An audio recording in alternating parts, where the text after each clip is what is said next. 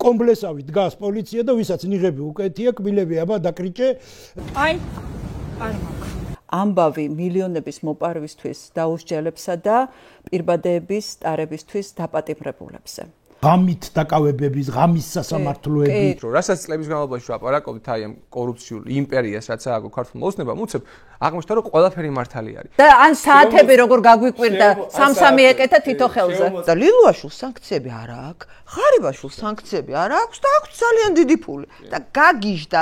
გრიგორ ლილუაშვილი ამბობს, რომ ის იმპულს არ გადაიხდის, რასაც ბიძინა ივანიშვილი ევალება, იმიტომ რომ ის მაინც დაიჭერს. აი ამ ხალხმა ყველაზე კარგად იციან რა გადამგდებია ივანიშვილი და ზუსტად იციან რომ რასაც შეპირდება იმას არ შეასრულებს, თორე მიცემდნენ იმპულს. დაიჭერ პრობლემა, არ დაიჭერ პრობლემა.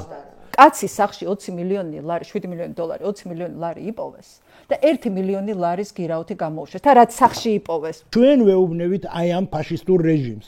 სამ რამეს არ გაღიარებ, არ გემორჩილები, არ დაგითმობ. აი ეს ყველაფერი მოუღებს ახლა ამათ ბოლოს.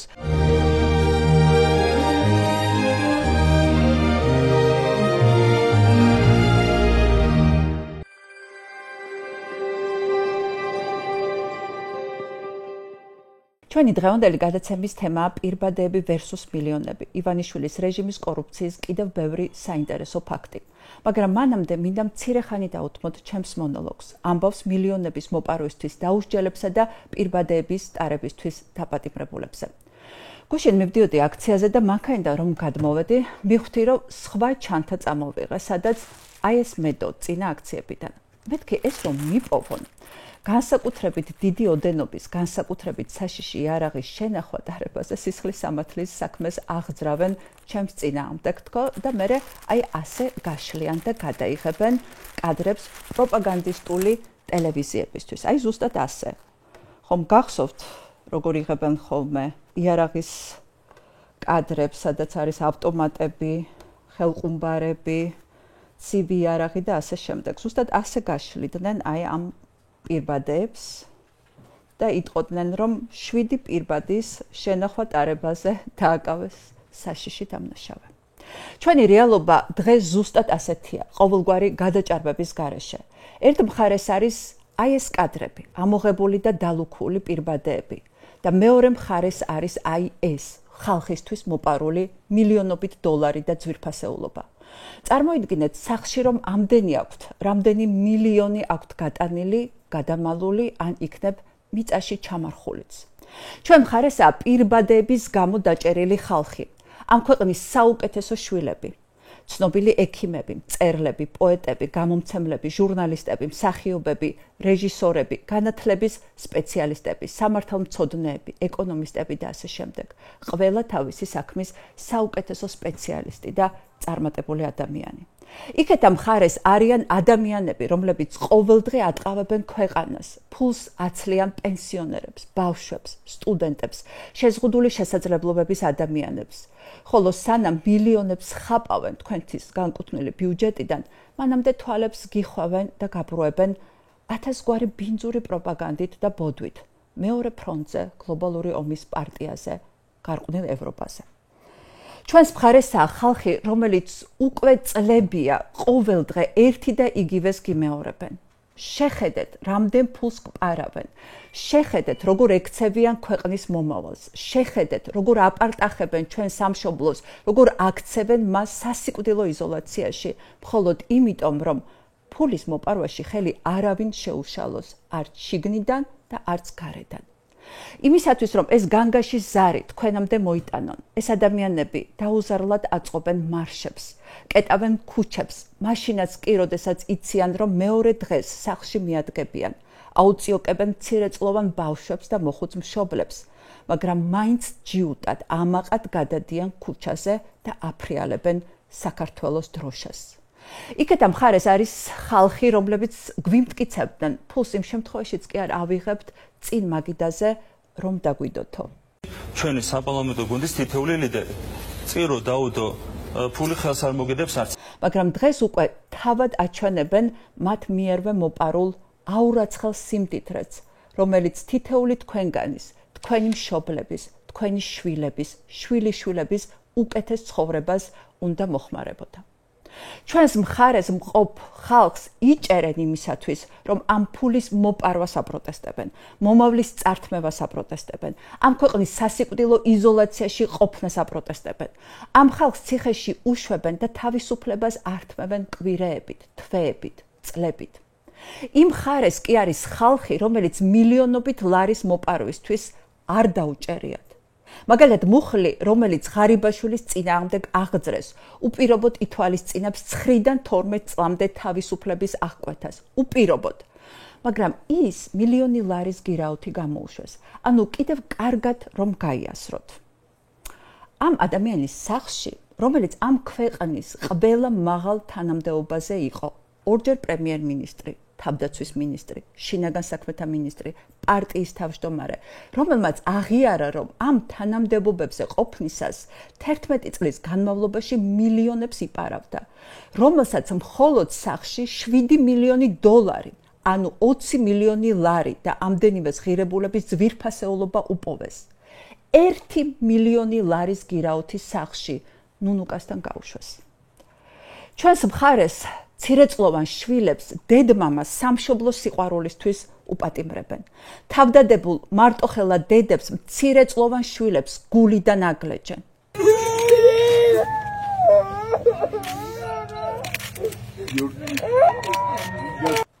და ცივსისხლიანი არსება, რომელსაც პროკურორი ქვია, დედის დაპატიმრების არგუმენტად ამბობს. მისი შვილი რამდენიმე დღის წინ 12 წლის გახდა, ამიტომ შეგვიძლია დავიჭიროთ. იქეთა მხარეს არის ხალხი, რომელიც თავს ქართული ფასეულობების მატარებლად ასახებს. ჩვენ კი არაქართველებს გვეძახის. მაგრამ როგორც კი ივანიშვილი აითვალწუნებს რომელიმე მათგანს, მაშინვე წყვეტენ ათვალწუნებულთან კავშირს, არათუ მეგობრობას. სოციალური ქსელებიდან მათთან გადაღებულ ფოტოებს შლიან. მათ ვისაც გუშინ გულისამრევ დითირ ამბებს უმღეროდნენ, დღეს უმოწყალოდ ლანցხავენ. და სასამართლო პროცესებს ერთი გულშემატკივარიც კი არ ესწრება. ჩვენს მხარეს, რომელსაც ეს კორუმპირებული ვირთხები უსამშობლოებს და გრანტიჭამიებს ეძახიან, ადამიანები სამსახურს ელემენტარულ შემოსავალს კარგავენ პროტესტის გამო. მაგრამ მათ თავიანთი თანამებრძოლების იმედი აქვთ. ჩარიცხული 5, 10, 50 ლარით რამდენიმე წუთში გროვდება უკანონო ჯარიმების გადასახდელად საჭირო თანხა. რამდენიმე წუთში გროვდებიან ის ადამიანები, რომლებიც სხვადასხვა იზოლატორთან ნაწილდებიან, რომ დაკავებულებს საჭირო ნივთები შეუტანონ. ქუჩაზე გადასულებს მარტო არ ტოვებენ და მიუხედავად გარდაუვალი დაჭერის შიშისა, თანამოაზრეებს გვერდით ამოუდგებიან ხოლმე. ანუ ყველაფერი ისეთი ცხადია, შავი და თეთრი ისეთი მკაფიოა, უსამართლობა იმდენად დიდია, რომ თუ ერთხელ მაინც გაუსწორებ თვალს, მას სასწაულის მოხდენა შეუძლია. ბრმას თვალს აუხელს. მოქალაქეობრივად მკვდარს გააცოცხლებს, უსინდისო სინდის გაუღვიძებს, სავლეს პავლედ აქცევს და შეიძლება ეს ადამიანიც კი დააფიქროს სხვა რამეზე. მე ნაჭამი ვიყო მთავარი ეგა. ეგეთ რაღაცები არ მაინტერესებს. აკია ბარბაქაცა, დათომ ჟავანაძე, ნინო ჯანგირაშვილი არიან დღეს ჩვენი პოდკასტის სტუმრები, თუმცა სანამ დავიწყებთ საუბარს, კიდევ ერთხელ შეგახსენებთ, რომ თქვენ ხართ პლატფორმაზე მისმინე, ძალიან მნიშვნელოვანია თქვენი მხარდაჭერა, რომ გამოიწეროთ ჩვენი არხი და ალაიქოთ ჩვენი პოდკასტები, გადააზიაროთ და ამით მის პოპულარიზაცია შეუწყოთ ხელი, რაც ძალიან დიდი დახმარება იქნება ჩვენთვის და მთლიანი თავისუფალი მედიისთვის დღეს საქართველოში, რომელიც როგორც იცით უმძიმეს დღეშია. ნინო და თო აკია, დიდი მადლობა გადაცემაში სტუმრობისთვის. ესეთი კურიოზი მოხდა, სანამ გადაცემას დავიწყებდით. აივანზე ვიდექით და უცებ მოვიდა მანქანა, რომელიც გავდა პოლიციის მანქანას და სიამძვილეში სხვა ალდაგის მანქანა იყო და ჩემი პროდიუსერი ნენე იძახის, რომ უცებ გონია, რომ ჩვენთან მოვიდნენ და რომელს დაგიჭერენ არ ვიცი. ანუ სასაცილოა, მაგრამ სასაცილოც არ არის, იმიტომ რომ აი სულ თავისუფლად შეიძლება მოგვადგას ახლა ოფისთან პოლიციის მანქანა და რომელიმე ჩვენგანი აიყვანოს გუშინ საპროტესტო აქციაზე დგომის გამო. და ჩვენ გვაქვს დღეს ანუ ისეთი სიტუაცია, რომელიც აქამდეც არ მქონია, ხო, ბევრი რამე გავიარეთ, ბევრი ფაზა გავიარეთ, მაგრამ დღეს ნახეთ როგორი კაფიოა ერთ მხარეს რა დგას და მეორე მხარეს რა დგას და ამ გადაცემას დავარქვი პირბადეები versus მილიონები. ამბავი მილიონების მოპარვისთვის დაუსჯელებსა და პირბადეების ტარებისთვის დაპატიმრებულებზე. და ჩემი მონოლოგი ზუსტად ამას ეხებოდა. აი რაღაცა სიგიჟის და რაღაც ენდემური ავტოკრატიის, იმიტომ რომ ეს ჩვენთვის დამახასიათებელი რაღაცა სხვანაირი ავტოკრატია გვაქვს, რომელსაც ალბათ ერთადერთი საერთო აქვს რუსულ ავტოკრატიასთან და აი აკია საინტერესო დაფასებდა ამას ამ გადაცემას დავიწყებდით. მოგესალმებით. ხო, ეს არის იდეოლოგიზირებული ავტორიტარიზმი და იდეოლოგიური ავტორიტარიზმი ეს არის ფაქტობრივად ფაშიზმი. იმიტომ რას გულისხმობ? ხო, იდეოლოგია. და ზუსტად იდეოლოგია არის მოიპარე და გაყავი. ეს აქვთ, ანუ ქვეყნის ძარცვა აქვთ მათ არაკლასიკური იდეოლოგია. დავინტერესდი, იმიტომ რომ ამათ რა იდეოლოგია აქვს, ამიტომ არა, აი შეხედეთ რა იდეოლოგია. თუ ავტორიტარიზმი გულისხმობს მხოლოდ მორჩილებას, ფაშიზმი გულისხმობს თანამონაწილეობას და აღიარებას და სიყვარულს აი ამ სისტემის, ანუ ამ ბელადების, ასე ვთქვათ. ხო და ზუსტად დღეს ესენი გადავიდნენ უკვე ახალ ეტაპზე, მათ მხოლოდ მორჩილება არ აინტერესებთ. ისინი ყველანაირად ცდილობენ, რომ თანამონაწილე გახადონ საზოგადოება და რწმენით კმაყოფილი უნდა იყოს საზოგადოება იმ ჩადენილი დანაშაულებისა, რასაც მსხვერპლად ითხოვს აი ეს კლანი, რომელიც ფაქტობრივად მართავს. ვინც ჩვენთან არ არის ჩვენი მტერია, ამას ისინი აკეთებენ ყველანაირად, ანგრევენ ყველანაირ სტერეოტიპს და თუნდაც სტერეოტიპი, ხო, ისწავლე კარგად რო წარმატებული იყოს, მათ დაანგრიეს უსწავლელი ადამიანი დაგისვეს ეგრეთ წოდებულ პრეზიდენტად, ხო? ეს ყველაფერი ხო ჩანს. მეორე სტერეოტიპი, რომელიც დაანგრიეს, ნევსისა და აკლემის ქურდი ორთავე ქურდი არ არის. ნევსის ქურდი ქურდია, მაგრამ აკლემის ქურდი თუ ის არის კლანის წევრი, ის ქურდი არ არის. პირიქით, მათ მოინდომეს მადების ფაქტობრივად ღარიბაშვილის გამოშვებით მათ მილიონიანი ამ გირაოთი ფაქტობრივად თქვენს რომ თუ მოიპარა პირდაპირ მილიარდი მოიპარე რომ შეგრჩეს. ანუ რეალურად აქ მიდის მადების გაზრდაზე ლაპარაკი, იმიტომ რომ შემდეგი აქ მოპარვები არ გაჩერდება, ძარცვა არ გაჩერდება, იმიტომ რომ თავარი არის კლეპტოკრატია, თავარი მიზანი.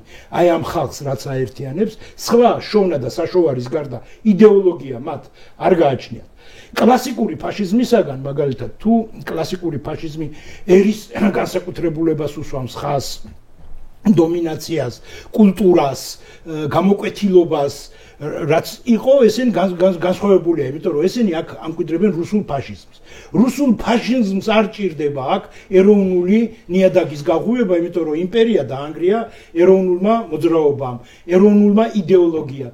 ამიტომ ისინი რუსეთი ფაქტობრივად კარნახობს აი ამ პროვინციალ ფაშისტებს, რომლებიც არიან მომჯდარი ამ ქვეყანაზე, რომ მათ არ უნდა ყავდეთ ძლიერი სახელმწიფო და ისინი ებრძვიან სახელმწიფო სტრუქტურებს და შლიან სახელმწიფო სტრუქტურებს. ჯარი რა თქმა უნდა პირველ რიგში, იმიტომ რომ ეს შეიძლება იყოს წინააღმდეგობის, ასე ვთქვათ, პირველი ინსტიტუცია, რომელსაც გაუწევს ღია ოკუპაციას რუსეთისგან და მიდის ფაქტობრივად ერის მთლიანად კრიმინალიზაცია. ანუ რეალურად მეორე თემა, რომელიც მათ შემოიტანეს, კრიმინალიზაცია. აქ მიდის პოლიციის კრიმინალიზაცია და ჩვენ პირდაპირ ხედავთ, რომ დანაშაულში თანამონაწილე გაიხადეს, ყველა სამართალდამცავი სტრუქტურა იქნება ეს, მოსამართლეების ინსტიტუტი მთლიანად, პროკურატურა, ესე იგი, შინაგან საქმეთა სამინისტრო, ფაქტობრივად ისინი დანაშაულებრივი სასამართლო, ყველა სტრუქტურა. აბსოლუტურად ყველა სტრუქტურა არის აი ამ კლანის, ესე იგი, სურვილების განხორციელების და კიდე განსხვავებული აქ არის ის, რომ ფაშიზმის ცნობილ გამონათქვამი მეგობრებს ყველაფერი და ხალხს კანონთანაც ვერ მივდივართ, იმიტომ რომ ეს უკვე კანონი აღარ არის. ეხლა რაც ხდება, ეს არის საოკუპაციო წესები. ანუ რეალურად ჩვენ მარტო აკრძალვებში მოაქციეს საზოგადოება, აბსოლუტურად ყველაფერი გვეკრძალება ჯერჯერობით, მათ აი ამ პარლამენტში მიღებული საოკუპაციო წესით სულ თქვა არ აუკრძალიათ, თორე დანარჩენი აბსოლუტურად ყველაფერი აკრძალული აქვს ადამიანს. ადამიანს აკრძალული აქვს ჯანმრთელობაზე ზრუნვის უფლება, იმიტომ რომ შენ ნიღაბი თუ გაიკეთე, უკვე დანაშაულია. არადა პანდემიის ბრძანებები არავის არ მოუხსნია, ისევ ძალაშია. პანდემია და ვირუსების სეზონი არის გაქანებული და იმაშვება რა ქვია, ეს აკრძალვები შემოიტანეს პირიქით. ანუ ახლა უკვე გვეკრძალება ნიღაბის ტარება. ოღონდ ნიღაბის ტარება გლდანში კი არ გეკრძალება. ნიღაბის ტარება გეკრძალება რუსთაველზე. სეგრეგაცია ხდება საზოგადოების, ესეც ფაშიზმის პირდაპირი ნიშანი არის და ამ სეგრეგაციის მიხედვით ადამიანებს ადრე თუ მაგალითად წირავდნენ მე-20 საუკუნის ფაშიზმიდან, წირავდნენ პირდაპირ ხან საკონცენტრაციო ბანაკებში, ან და პირდაპირ ხრეთდნენ, ხო? ან იდეოლოგიას კრძალავდნენ და იმას შვებოდნენ, ფაშიზმი ხო მაგით განსხვავდება, რომ გადაადამიანებისა ისინი იდეოლოგიასაც ხრიტავენ და კრძალავენ, ხო, პატრიოტიზმს, რეალურ ქვეყნის სიყვარულს, მართლა ადამიანურ ემპათიებს, აბსოლუტურად ყველაფერს, რაც არის ჩვენთვის საყრდენი, რაც ჩვენ ცივილიზაციისათვის, ჩვენ ხო იმ დიდი ცივილიზაციის ნაწილია. ემპათიაც კრიმინალიზებულია. კი, კრიმინალიზებულია და რას აკეთებენ? პარალელურად კრიმინალს კიდე პოლიტიზირებას უწევენ. ანუ აქ ორმაგი ის არის რა, კრიმინალი არის პოლიტიზირებული, იმიტომ რომ თუ კრიმინალი, რომელიც არ ჯდება მათ პოლიტიკური იდეოლოგიის ჩართოში, ეს არის ფაშიზმი, სხვა კი არაფერი კიდევ. რა გააკეთა დუჩემ? დუჩემ კრიმინალს ჩააცვა პოლიციის ფორმა და წესრიგის დამყარება კრიმინალები მუნდირიში აი ეგრე დაიწყო. აქ ფაქტიურად ერთი ნაბიჯი არის უკვე, რომ პირდაპირ ქურდული ინსტიტუტი შეიტანონ მაშინ რა ქვია პოლიციაში, ანუ პატრულში. დანარჩენი ჩვენ გვაქვს ფაქტიურად დღევანდელი პატრული, რომელიც იჭერს გოგოებს ნიღბის ტარებაზე, ეს არის ფაქტიურად ზნეობის პოლიცია, მილიცია, რომელიც არის ირანში. აი ამ გამოცდილებისთვის იყო ეთყობა კობახიძე ჩასული ირანში და ეს ჩამოიტანა იქიდან მან, იმიტომ რომ ეხლა რაც ხდება, ფაქტობრივად როგორც იქ ჰიჯაბებზე დასდევენ. აი ეს მართლა ფორმიანი ისინი რა ქვია პოლიციელები და სასტიკად უსწორდებიან ადგილზევე იმ გოგონებს, რომლებიც ამ ჰიჯაბის ტარების რაღაცა სტანდარტს არღვევენ, ზუსტად ესე ხდება, კომპლესავით დგას პოლიცია და ვისაც ნიღები უკეთია, კბილები აბა დაკრიჭე, ესა რა ქვია, გაქვს კბილი თუ არა გაქვს და ასე შემდეგ, ხო? ანუ სადამდე დავეცით, ხო? ანუ რეალურად რაზეა ლაპარაკი? ამაზე ოცნებობდა ის პოლიციელი მუნდირის როცა იცავდა, ვემსახურები საქართველოს ყველა მაგათ პატრულის მანქანას რო აწერია, ამას ნიშნავს, რომ კბილები აკრეჭინო გამლენ გამოვლეს ამშიერ ხალხს. ამაზეა ლაპარაკი? ხო და აი ეს არის ხო რეალობა, ეს მივიღეთ. რა თქმა უნდა, მრუდეს არ კი არ, რა თქმა უნდა, ამისი ყურება არ შეიძლება. და ერთი არ გამოგჩეს ის ადამიანები კრიმინალებად არიან კრიმინალებად არიან აღქმულები და უნდათ რომ კრიმინალებად აღიქვა მთლიანად მათმა მხარდამჭერმა საზოგადოებამ, რომელიც დღეს აი მართლა თავგადადებული პატრიოტიზმის გამო ყველაფერს წირავენ შეგნებულად ჯანმრთელობასაც, თავისუფლებასაც, არ ვიცი, თავის ყოველდღიურობას, აბსოლუტურად ყველაფერს, ყველაფერი გადადებული აქვს ამ ხალხს და გამოდის ქუჩაში და ზუსტად იცის რა ელოდება მეორე დღეს, მაგრამ მაინც გადადის რუსთაველზე, კეტავს რუსთაველს და მეორე დღეს ელოდება ჩალაგებული ჩანთით პოლიციის მისვლას. და აი ეს ხალხი, აი მართლა ან შიმშილისთვის წირავენ, იმიტომ რომ მათთვის ყველა კარი დახურულია და გაცხადებული მიზანია შათირიშვილის პირით, რომ ეს ახალგაზრდები საუკეთესო ამ ქვეყნის საუკეთესო ახალგაზრდები წავიდნენ ამ ქვეყნიდან. ეს უნდა ივანიშვილის რეჟიმს რომ ყველა მოაზროვნე, ან ისე გაღატაკდეს, რომ საკუთარი ფიზიკური გადარჩენის გარდა სხვა საფიქრალი არ ქონდეს, ან ამ ქვეყნიდან წავიდეს. ეს აუცილებელი მოთხოვნა არის, იმიტომ რომ ვინც მათთან არ არის, მათ უშლის ხელს და ვინც ფეხებში ედება, იმათი მოცილება უნდათ. ანუ მაგათი ლოგიკა არის, შეიძლება თუ არა შეიყვანო ფეხსაცმელში ჩავარდნილი კენჭი, ხო? რომელიც ყოველდღე გტკივა და ფეხს ესე იგი გტკენს. ზუსტად თავისუფლების მოყვარე საზოგადოების ნაწილი, რომელიც თავს წირავს თავისუფლებისთვის, მათთვის არის ხელისშემშლელი ფაქტორი. და ისინი ყველანაირად ცდილობენ, ეს უკვე ბუნებრივი რეაქცია მათი მხრიდან, ამორალური, რა თქმა უნდა, მაგრამ ბუნებრივი რეაქცია, რომ მოიცილონ საზოგადოების ის ნაწილი, რომელიც თავისი აქ ყოფნით სულ არაფერი არ გააპროტესტონ, სულ ქუჩაში არ გამოვიდნენ, სულ იმ ტროტუარზე დადგეს სულ ყველა და მდუმარეთ ესე იგი გახედონ მოწინააღმდეგე მხარეს, თავისი ყოფნით ისინი ხაზს უსვამენ ამათ არაკანონიერებას, ამათ უმსგავსობას, ამათ ამორალურობას. და ამიტომ ისინი უკვე ებრძვიან როგორც კლასობრივ მტერს საზოგადოების იმ ნაწილს, რომლისთვისაც სუვერენიტეტი ქვეყნის და პირადი თავისუფლება არის უმაღლესი ღირებულება. და ამაზე არის აგებული ყველაფერი. ამიტომ იმისი არ იყოს გორკის ბურევესტნიკის, ასე ვთქვათ, ხო, ხოხისთვის დაბადებული ვერ გაიგებს რატომ იბრძვის ადამიანი თავისუფლებისთვის, თავისუფლების მოყვარე ადამიანი.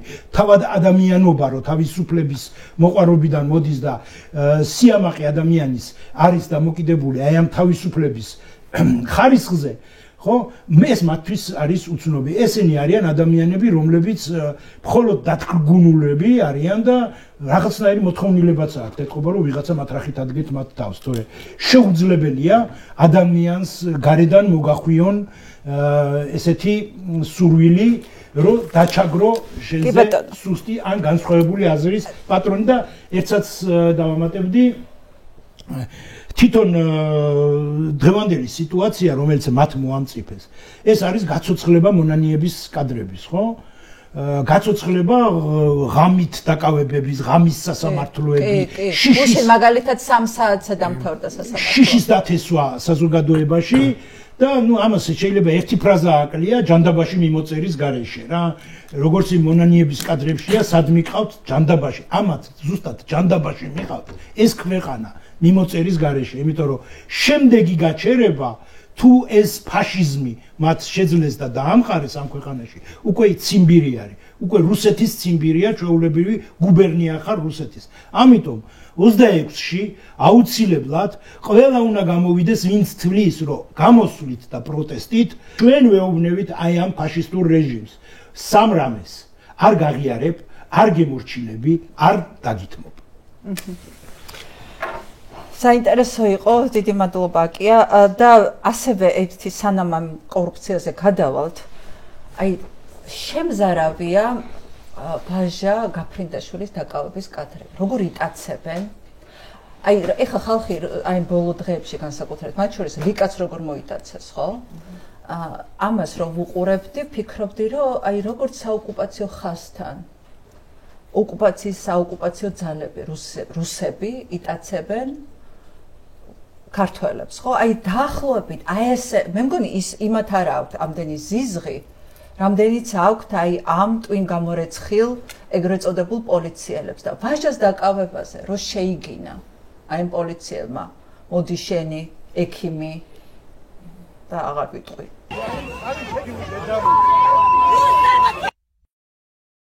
აი ვაჟას, რომელსაც აი საოკუპაციო ძალები, როგორც თვითონ თქვა, აი ეპყრობოდნენ პატივისცემით. აი ეს კაცი, რომელიც არის გმირობის სიმბოლო ამ ქვეყანაში, აი მართლა წარმოუდგენელი გმირობა, უდიდესი ადამიანობა და ემპათია გვაჩვენა, როდესაც ჩადიოდა საოკუპაციო ხაზთან იქ ხალხს მკურნალობდა და სწორედ ამ დროს დაიჭირეს და ყავდათ იქ ცხინვალის იზოლატორში. და დღეს ეს კაცი, რომელიც თავის დროზე ქოცებიც კლიპებს წერდნენ, ვაჟა ექიმი გმირია, აი ეს ხალხი როგორ ექცევა ამ ძალიან დიდ კაცს? როგორ ექცევიან აი სხვა მონაწილეებს, ხო თვითონაც ხო ხვდებიან, არა? აი ეს ხალხი თავგანწირული რო იბრძვის მეორე დღეს დაპატიმრებისთვის რომ მზად არის. მე მგონი ყველაზე მეტად ეს აღიზიანებთ, რომ თვითონ რაც არ აქვს ამ ხალხში ხედავენ და რაღაცნაირი ესე ბოროტიშურის ძიება ამის გამო. მოკლედ ეს მინდოდა აი ეს თემა გამეგზელებინა. ეხლა გადავიდეთ უფრო პრაქტიკულ საკითხებზე. ნინო ძალიან საინტერესო სტატუსებს წერ Facebook-ზე.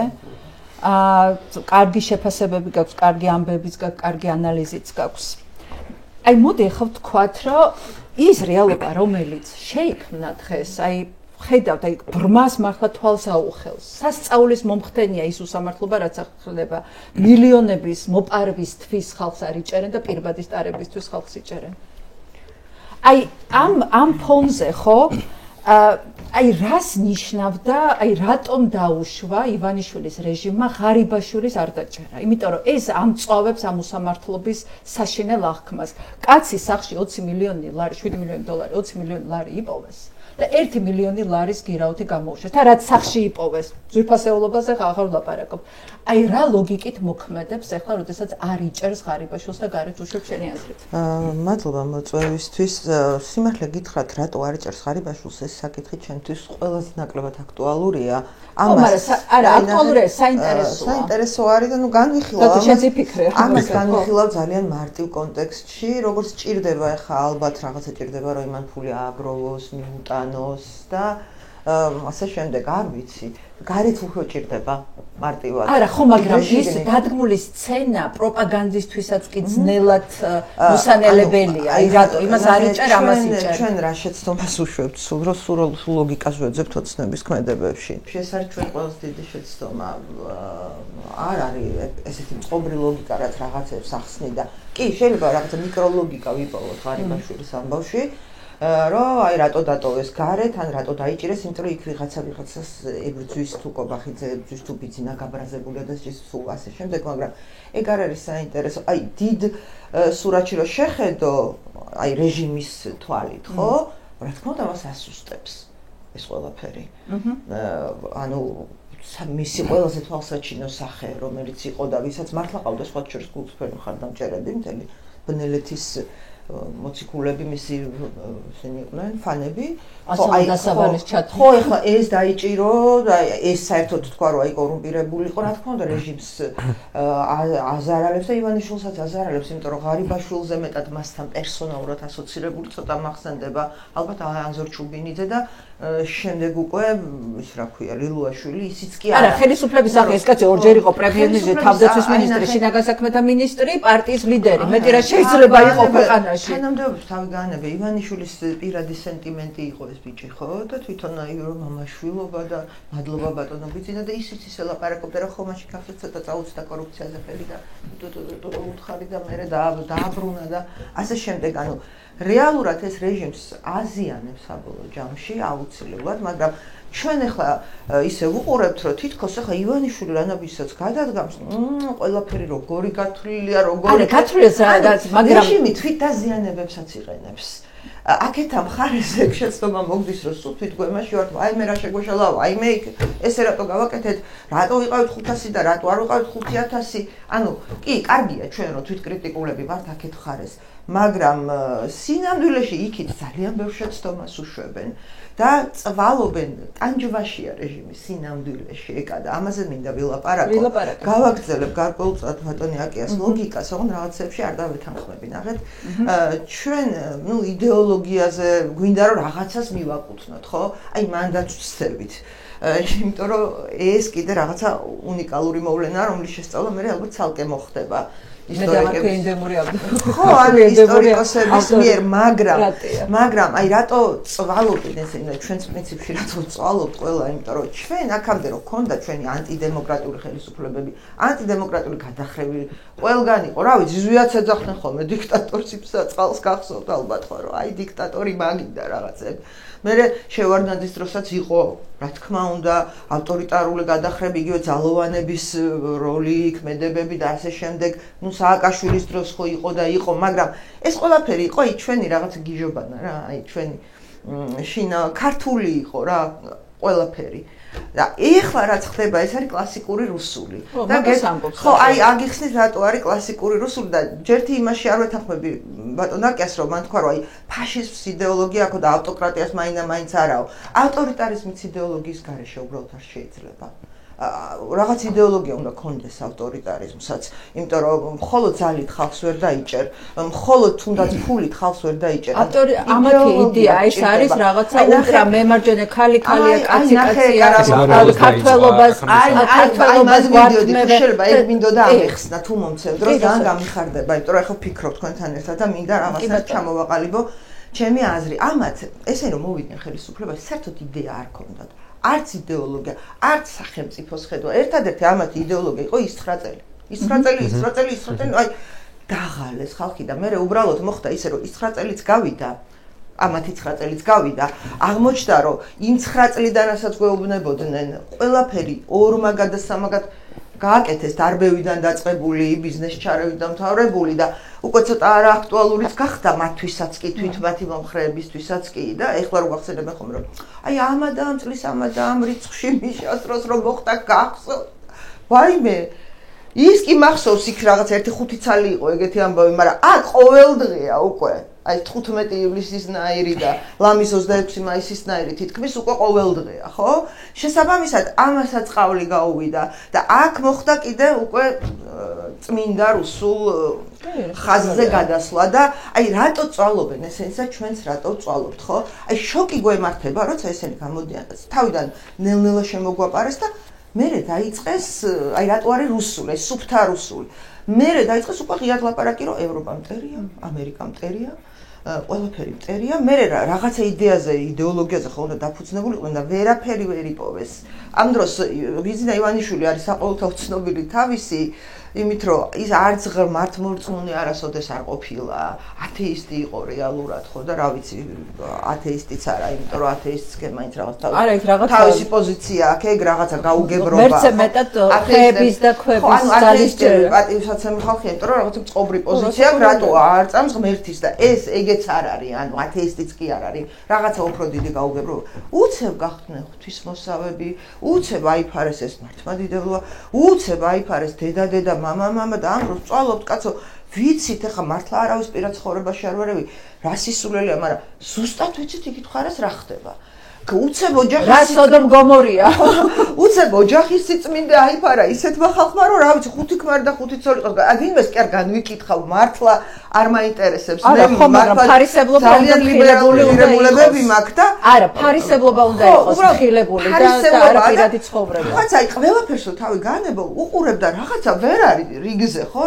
რატო მაინდა-მაინც ეს არ ეს აირჩეს და რატო მაგალითად რამე სხვა არა, რა ვიცი, მაგალითად რა ვიცი, გლობალური დათბობის თემატიკა და მყინვარები და რა მოუქიზმი კიდე ვინ ხო ანუ რაღაც აი რატო აირჩეს ეს და რატო არ აირჩეს ის, ხო? არა, აირჩეს ის რაც ახლა ტრენდულია მსოფლიოში, პოპულიზმი მემარჯვენე, არა, მემარჯვენე პოპულისტებს ჯერათ ის რასაც ამბობენ კაცო.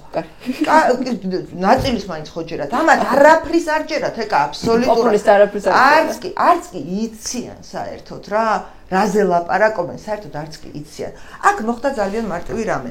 აქ მოხდა პირდაპირ რუსეთის მიერ, აი ჩიპით რო ჩადო რაღაცა კომპიუტერში რა, ფლეშკით რო ჩადო და გაუშვა რაღაცა პროგრამა. ეს ძალიან ხელოვნურად მოხდა ამ ყველაფრის ჩადება და უცებ ალაპარაკდნენ რომ დედა, მამა, ქალი, კაცი, ევროპა მტერი იმიტომ რომ რუსეთი ტვინის გამორეცხვა შეძლეს თუ არა, ეს არის მთავარი. ეს დავასრულებ რა.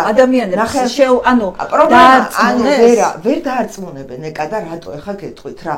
ის რასაც ესენი მოეპოტიალენ და მოებღაუჭდნენ, არის სუფთა რუსული. ქართველისთვის არ არის, აი ნახე, პუტინი ხო მხოლოდ პუტინს ძალით არ დაუმყარებია თავიდან, თავისი ძალაუფლება და არ გაუმყარებია რეჟიმი. პუტინს ძალიან ბევრი მხარდამჭერი ყავს. დღემდე პუტინი რომ მოვიდა, რუსეთი იყო როგორც საბჭოთა კავშირის ნარჩენი, რუსი ხალხი, რომელმაც გადაიტანა 90-იანი წლების ქაოსი და საბჭოთა კავშირიდან გამოსვლა მათთვის ნიშნავდა ეს დიდ ნგრევას, დიდი არასტაბილურობა იყო, ხო? ბევრი იკვლევს ამაზე, წიგნებიც კი არის დაწერილი, რომ რატო უჭერენ რუსები პუტინს დღემდე მხარს მიუხედავად იმისა, რომ მილიონი ამოხოცა უკვე, ხო? მაინც აქვს ხარდაჭერა.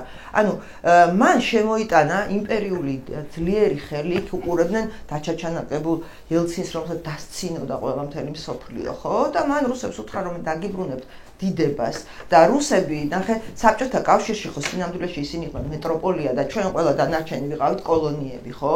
და საბჭოთა კავშირის დაშლა ჩვენთვის თუ განთავისუფლება იყო, რუსებისთვის იყო ის, რომ აი დაკარგეს კოლონიები. სინამდვილეში ხო ისინი ითვლებოდნენ რუსეთი იყო ღერძი საბჭოთა კავშირის, ხო? და აირია ეს ყველაფერი, ეკონომიკა აირია, ძალიან არასტაბილური ჩვენი 90-იანები რაც იყო, დაახლოებით ის იყო რუსეთშიც, ხო?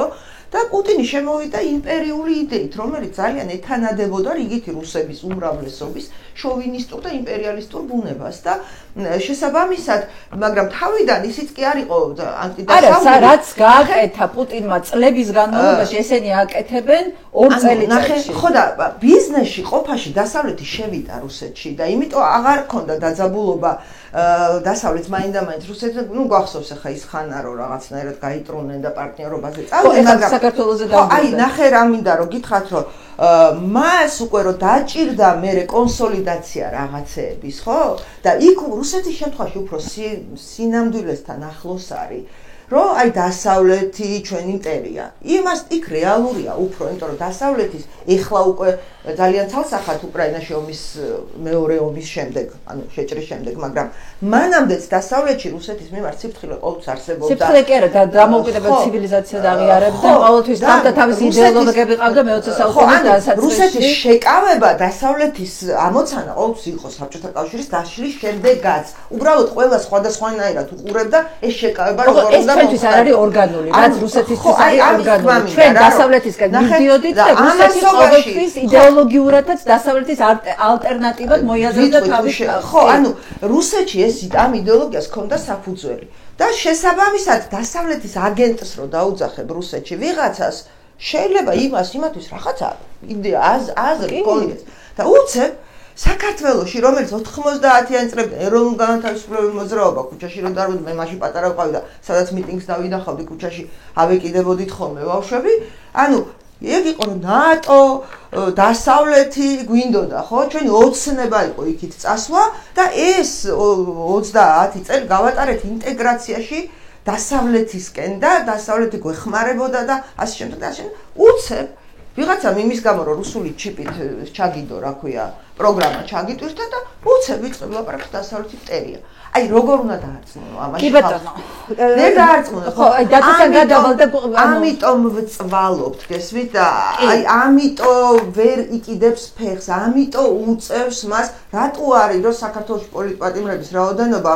როგორც გადათვალეს ერთ სულ მოსახლეზე შეფარდებით რუსეთისაც გადააჭარბა უფრო მეტის დაჭერა მოუწევთ პუტინს უფრო ნაკლების დაჭერა ჭირდება ვიდრე ამათ კი მე თუ შეიძლება შევაჯამებ რაც თქვი აბსოლუტურად გითანხმები ერგავენ იმას რაც უცხოსხეულია საქართველოს ეს იდეოლოგია არაორგანულია და აი ყველა ეწინააღმდეგება ამას კი აბსოლუტურად ეხლა რუსეთისთვის ეს სხვა არის დასავლეთი ყოველთვის მიიჩნევდა რუსეთი ჯერ კიდევ ახლა მე-20 საუკუნის დასაწყისის ფილოსოფოსებს თუ გავიხსენებთ ილინს და ტრუბეცკოის რომელიც ახლა ილინი არის როგორც ამბობენ ილინმა ჩაანაცვლა ლენინი პუტინისთვის მისი იდეას და მისი თელი მოძღვრება იყო იმაზე რომ რუსული ცივილიზაცია უნდა იყოს ჩამონაცვლებელი დასავლური ცივილიზაციის ამიტომ ეს რუსეთისთვის არის ძალიან ორგანული როდესაც ის დასავლეთსა დასავლურ ღირებულებებს უპირისპირდება და მოსდევს ეს საუკუნეების მანძილზე ამ ტიპის დაპირისპირება, რომელიც ლიტერატურაში კი მათი იდენტობის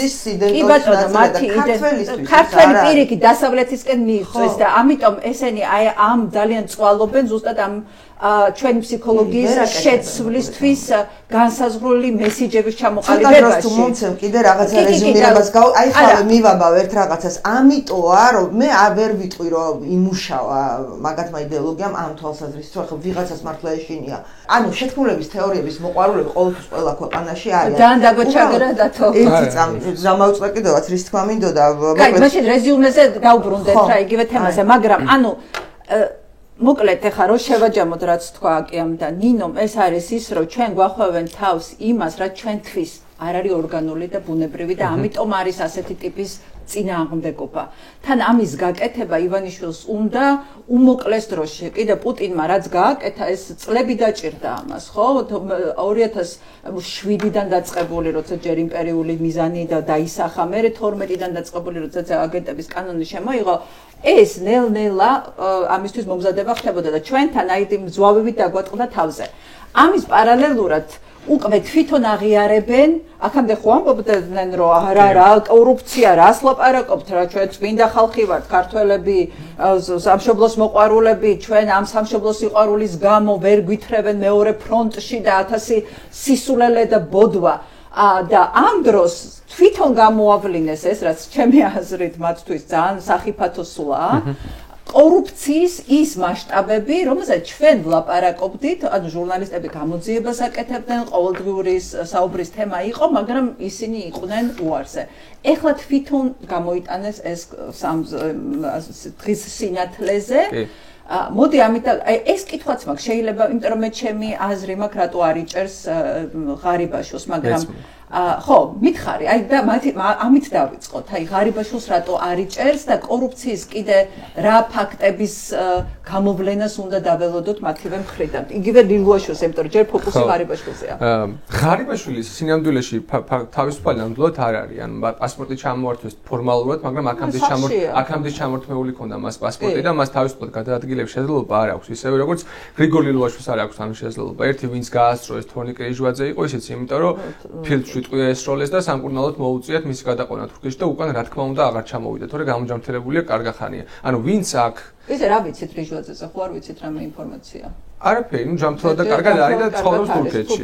კი, და უკან ხო, ანუ გაასწრო აი ამ ტყვით ამძიმებული გავიდა. სხვები ვინც აქ იყო, ვერავინ ვერ გაასწრო და ამიტომ ხა ღარიბაშვილი რო არ დაიჭირა, სავარაუდოდ აი პრინციპში ხალბატონი ინომას თქვა, რომ ეს მაინც უფრო რაღაც მხრივ რეპუტაციულ ამბავს გაუფრთხილდა, იმიტომ რომ ღარიბაშვილი მაინც უფრო მეტად მნიშვნელოვანი ფიგურა იყო ქართული ოცნების ხელისუფლებისთვის, ვიდრე მაგალითად რომეო მიქაუტაძე ან ჯუანშერ ბურჭულაძე, ანუ ვიღაცა ხუნდაძე, რომლებიც დაიჭირეს ახლა და რომლებიც რეპუტაციას რანაირად გაუფრთხილდა, დათო იმდენი ფული აჩვენეს სახში რომ ქონდა, ანუ ეს არის პირიქით გაუნადგურა რეპუტაცია, უკაცრავად თავზე დააფურთხა და უთხრა რომ ეხლა ყველაფერი აღიარე, შეიზილე ყველაფერი და აი ისა რა მადლობაც მომიხადა. ღარიბაშვილის რეპუტაციას არ გაუფრთხილდა. თავის მისი გადმოსახედი არის შემდეგნაირი. აი ამ რეპრესიებს, რაც ეხლა მან დაატრიალა, არა მარტო ჩვენს წინააღმდეგ, არამედ უპირველესად მისი ყოფილი ჩინოვნიკების წინააღმდეგ, ამ ყველაფერს ფუთავს კორუფციასთან ბრძოლის ქოლგით. შესაბამისად, ფულს რო აჩვენებს, ამას გაჩვენებს, იმიტომ რომ გითხრას რომ კორუფციას ებრძვის, მაგრამ ეხლა ის რომ ღარიბაშვილი ციხეში გაუშვას, რომელიც იყო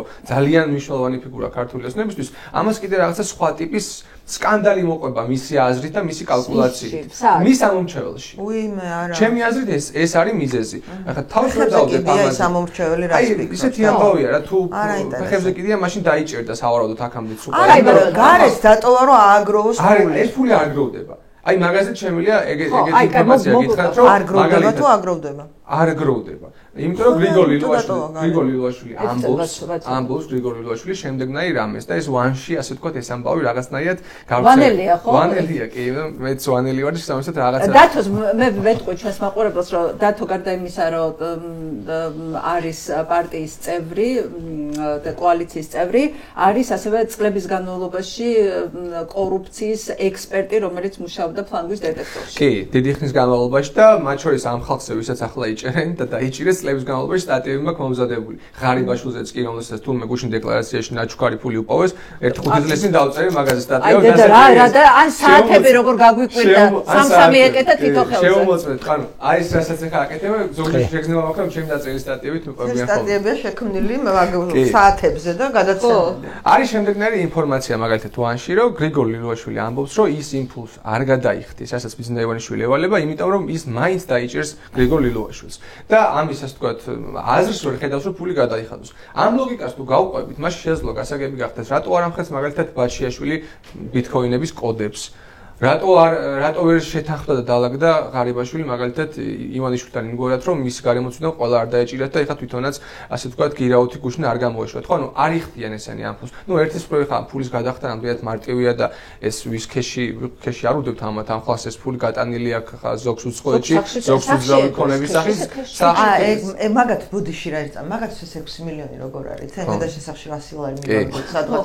აი ეგ არის თორე იქ იმ ხელა ფულზეა ლაპარაკი. ხო, ანუ 7 მილიონი დოლარი აი ფულზე ამბობს დათო რომ გატანილია უკვე დამინავებული. აი რამდენი გაგატანილი. ერთის პრო ადვილი არ არის ამის ესე გადახდა როგორც ივანიშვილის თხოვს, მაგრამ მეორეს პრო ესენი არ იხდიან ამ ფულს, იმიტომ რომ არ აქვს მოლოდინი რომ ეს მათ თავისუფლებას მისცემს.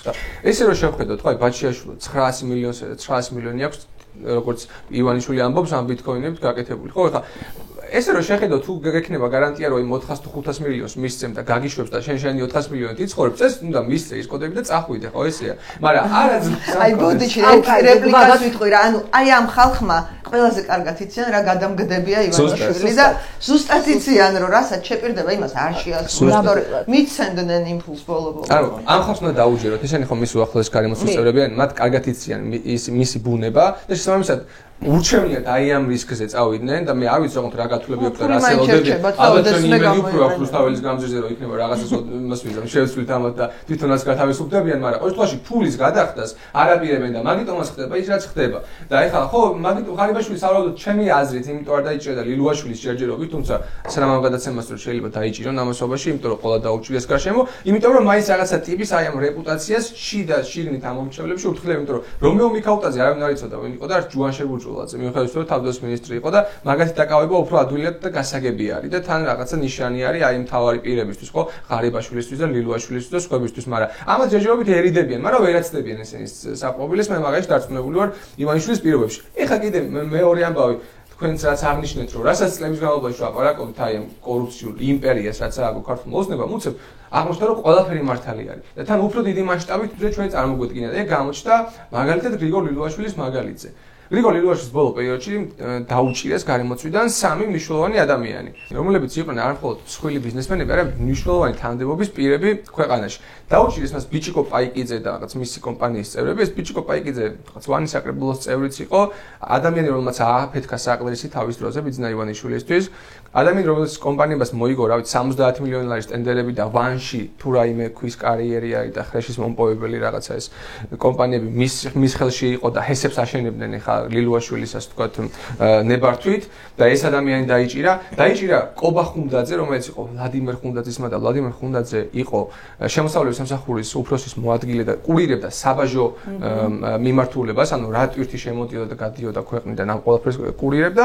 დაიჭირეს აგრეთვე ეს ანდრია ლილუაშვილი, რომელიც არის საქართველოში ერთ-ერთი მთავარი შემომტანი ნავთობპროდუქტების. უპირველესად რუსული ნავთობპროდუქტების, რომელსაც საზღვარზე ატარებდა აწუხლეხსენებული ვლადიმერ ხუნდაძე, რომელიც საბაჟო კონტროლს უწევდა. დასარევაც აწევილი. აი და მეორე მხრივ, აი ეს ტენდერებს, რომელსაც იგებდა მაგალითად ლილუაშვილის გარემოცვიდან უახლოესი თქვა ბიჭიკო პაიკიძე და ტენდერების შემსყიდველი ყოველთვის იყო ან ვანის მერია, სადაც საკრებულოს და ვანის მუნიციპალიტეტი, სადაც საკრებულოს თავმჯდომარე გრიგორ ლილუაშვილის ბიძაშვილი იყო, ან მაგალითად ინფრასტრუქტურის სამინისტრო, სადაც მინისტრი იყო გრიგორ ლილუაშვილის მეჯვარი და მისი კურსელი ირაკლი ქარსელაძე, რომელიც თავის დროზე პრემიადაც განიხილებოდა. ანუ ეს ერთი ოჯახია სინამდვილეში, რომლებმაც ყველა სექტორში, ეს არის ნავთობპროდუქტები, ერთი კრიმინალური ოჯახი, კოზა ნოსტრას ერთ-ერთი. ზუსტად ეგრე არის. ანუ ყველა სექტორში ბიზნესის ფაქტორები, ნავთობპროდუქტები, ტრანსპორტი, დეველოპერული მშენებლობები, კორპუსის, გზების მშენებლობა, ჰესების მშენებლობა, ყველგან ქონდათ აი ეს, აი ხო გახსოვთ ადრე გია გაჩიჩილაძის უცნობს ქონდა რომ არ აგარევინებთო აქციებს მართავდა 1-2 წლის წინ და ეხლა ხო ხვდებით რის არ არევინებაზე იყო საუბარი, აი ამ სისტემის არ არევინებაზე იყო საუბარი, იმიტომ რომ იმდენად ღრმა არის ეს ყველაფერი. სანქციებს არ შეუერთდნენ კი არა, ამ სანქციებით ამათმა იშოვეს მილიარდები, ხო რა თქმა უნდა, იმიტომ რომ ამ ეს რუსული ნავთობის შემომტანი, მათ შორის ერთ-ერთი მთავარი ანდრია ლილუაშვილი იყო, რომელიც გრიგოლის ბიძაშვილია და რომელსაც საზღვარზე გრიგოლის კურსელი ატარებდა ვლადიმერ ხუნდაძე. აი ვლადიმერ ხუნდაძის მას, რომელიც დაიჭირეს კობა ხუნდაძეს სამტრედიელია, $1,300,000 ხო ამოუღეს სახლში და თან აქ 60 ბინა თავის სახელზე გაფორმებული. ეს 60 ბინა დაახლოებით $3 მილიონი არის, რომელიც სამტრედიელს აქვს 60 ბინა, ეხა ეს რომელიმე საათი არის. თბილისში აქვს სამტრედიელს. თბილისში აქვს მირიან მეფის გამზირება. ბავშვები რა უცებობთ თბილისში ბინის ყიდვაზე ალბათ 60 ბინას მის ყველაზე ველურ ფანტაზიით წარმოიდგინდა. ანუ 60 ბინა აქვს ამ კაცს თავის სახელზე. იმ ვლადიმერ ხუნდაძეს, რომელიც შემოსავლის სამსახურის უფროსის მოადგილე იყო, თავის სახელზე არანაირი ქონება არ აქვს. ანუ ხო ხვდებით როგორ აი რაღაცა ისეთი ვირეშმაკები არიან და თითქოს რაღაც ის ვლადიმერ ხუნდაძე გაქცეულია თურქეთში სხვათა შორის, იმანაც მოასწრო, იმიტომ რომ გული შეტევის ის ქონდა რაღაც და სამკურნალო თვითონ წავიდა და ეხლა და ჟრიჟვაძის მაგალითს ახლა ცოტა შავი იუმორი გამომდის, მაგრამ არა უშავს კონცეპტთან შეიძლება შავი იუმორის გამოყენება შეიძლება რიჟვაძის ანუ გასწრების ერთადერთი გზა არის უკვე რომ რაღაცა მოუწიო თავის თავს რომ აი რაღაცა სადღაც გადაგაფრინო თურქეთში გადაგაფრინო სხვანაირად თან კანონით მიღებულია ფინანსურ საქმიანობაზე ვერ გახვალ დაჭერილი ვერ გახვალ უნდა იცხოვრო სხვა შეიძლება გავიხსენო ძველი კანონი ძველი რაღაცა რომ შემოიტანოს 550 ლარი არ იყოს არგო 550 ლარზე ვერავინ ვერც ერთი ნათესავი ვერ მოგეხმარება ხიზილალაზე ვერ შემოგაწვდის, იმიტომ რომ მიჩვეული ხარ და მოგიდება ხოლმე, ან რაღაცა ესეთ ნუ ხიზილალა უფრო ესეთი სტერეოტიპულად ძვირიანი საჭმელია, თორე მაგაზე ბევრად უფრო ძვირიანი, ასე თქვა, დელიკატესებიც არსებობს. ვერაფერს ღომდახარჩოს ვერ მიაწვდიან, იმიტომ რომ შეიძლება ისინიც დაიჭირონ. აი ესეთ დღეში არიან და ამიტომ რა ვიცი, რიჟვაძის მაგალითი შეიძლება ერთი წუთი კორუფციაზე მომცე თავიდან.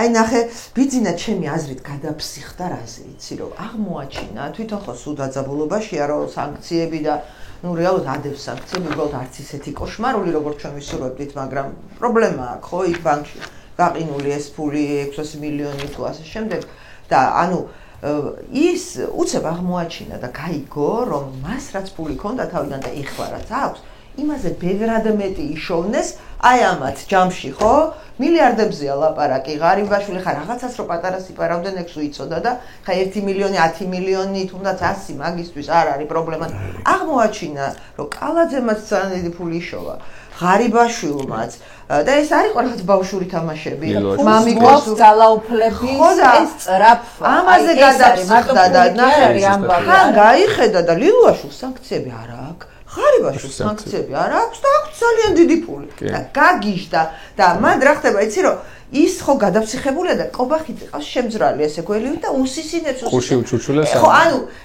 თანამოაზრეებდა და თან თავის საქმეს იკეთებს ეს კობახიძე გაიგე იმათ იშორებს ბიძინას აშორებს და ბოლოს რომ მიხვდება ბიძინა რაში გაეხვია გვიან იქნება მაგრამ ანუ იმისგის გაგიჟებით სარგებლობს და ეხლა ამათ ხო იციან ყველაზე კარგად ლილუაშვილზე კარგად ვინიც ახლა იქ რა ხდება და ამიტომ ვერ დააყაჭინებს ვერაფერს მე მგონი ღარიბაშვილმაც ის 6 მილიონი დადო სახში რომ აი მას წაიღებენ და დავანებებენ თავსო ხო და შეიძლება სახსოვდა რომ სახში კონდა 6 ხო ან არ სახსოვდა და მე არ მიცემს ღარიბაშვილი გამორიცხული ამას დავამატებ იმასაც რომ ამ ვერსიას ისიც ამყარებს რომ ჩვენ გვავიწყდება ხოლმე რომ ივანიშვილი არის სანქცირებული ამერიკის ხაზინის მიერ ვერ დაიბრუნა ის 700 მილიონი რომელიც შვეიცარიულ ბანკს მოუგო და ის ქონება რაც აქვს მას დასავლეთში საფრანგეთშიც კი სადაც მოქალაქე არის და ამერიკის შეერთებულ შტატებშიც აქვს მას ქონება ხო მას ვერ განკარგავს ის ისე როგორც ამ სრულყოფიათ ამის სურვილი აქვს იმიტომ რომ სანქცირებული არის სამისად გარკვეულ წილად გასაგებია რომ მილიარდელია მაგრამ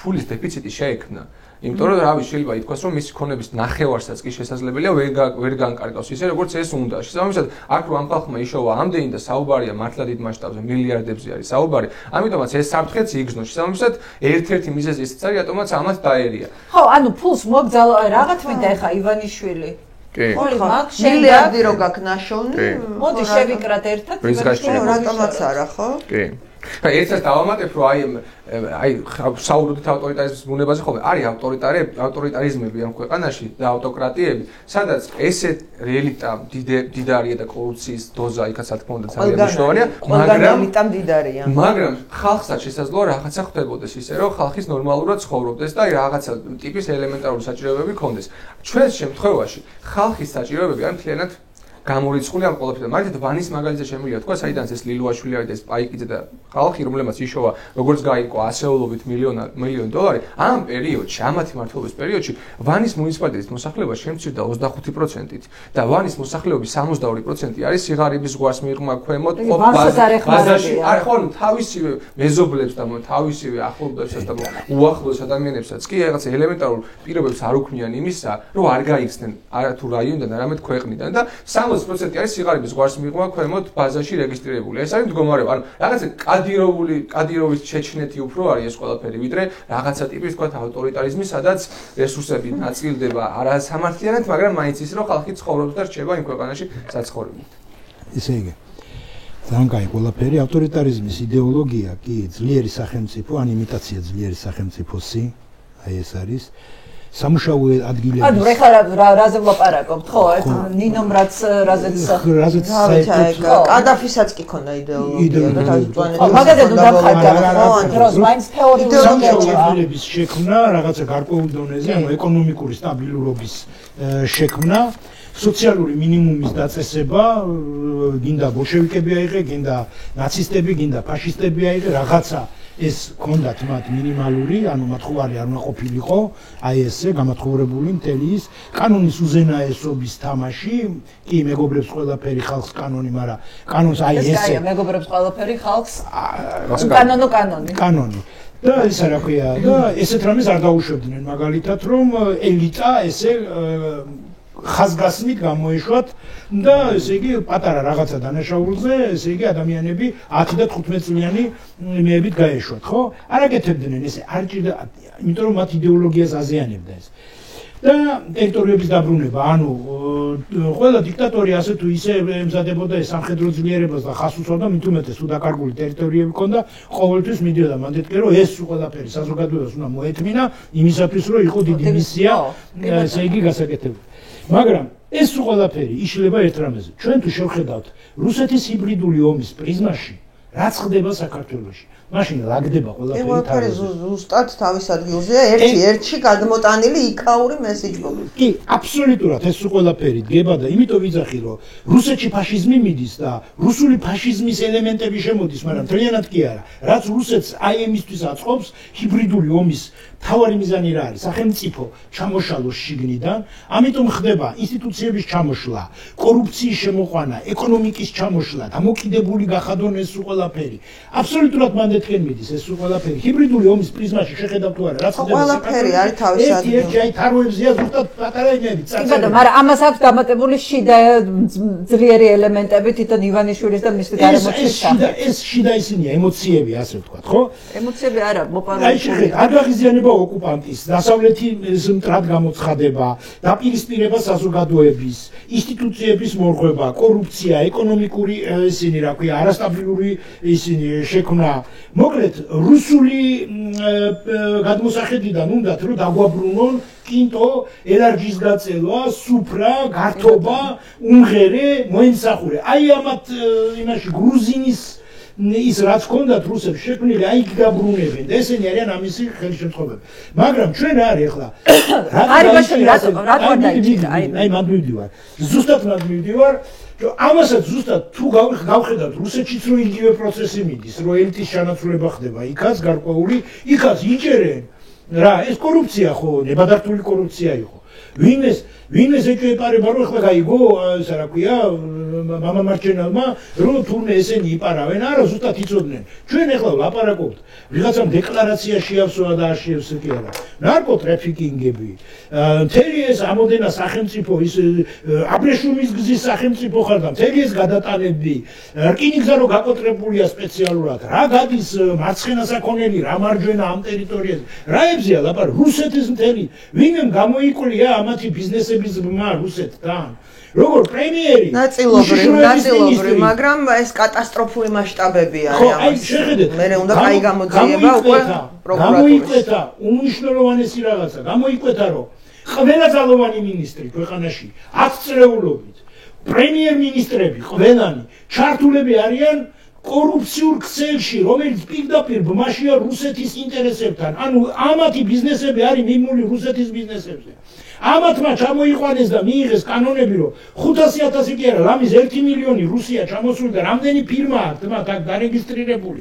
რა სათბურის პირობებს უქმნიან ამ რუსულ ფირმებს და რაზე მიდის ვაჭრობა და რა შედის და არ გამოდის, ამას ვეღარ იყოფენ.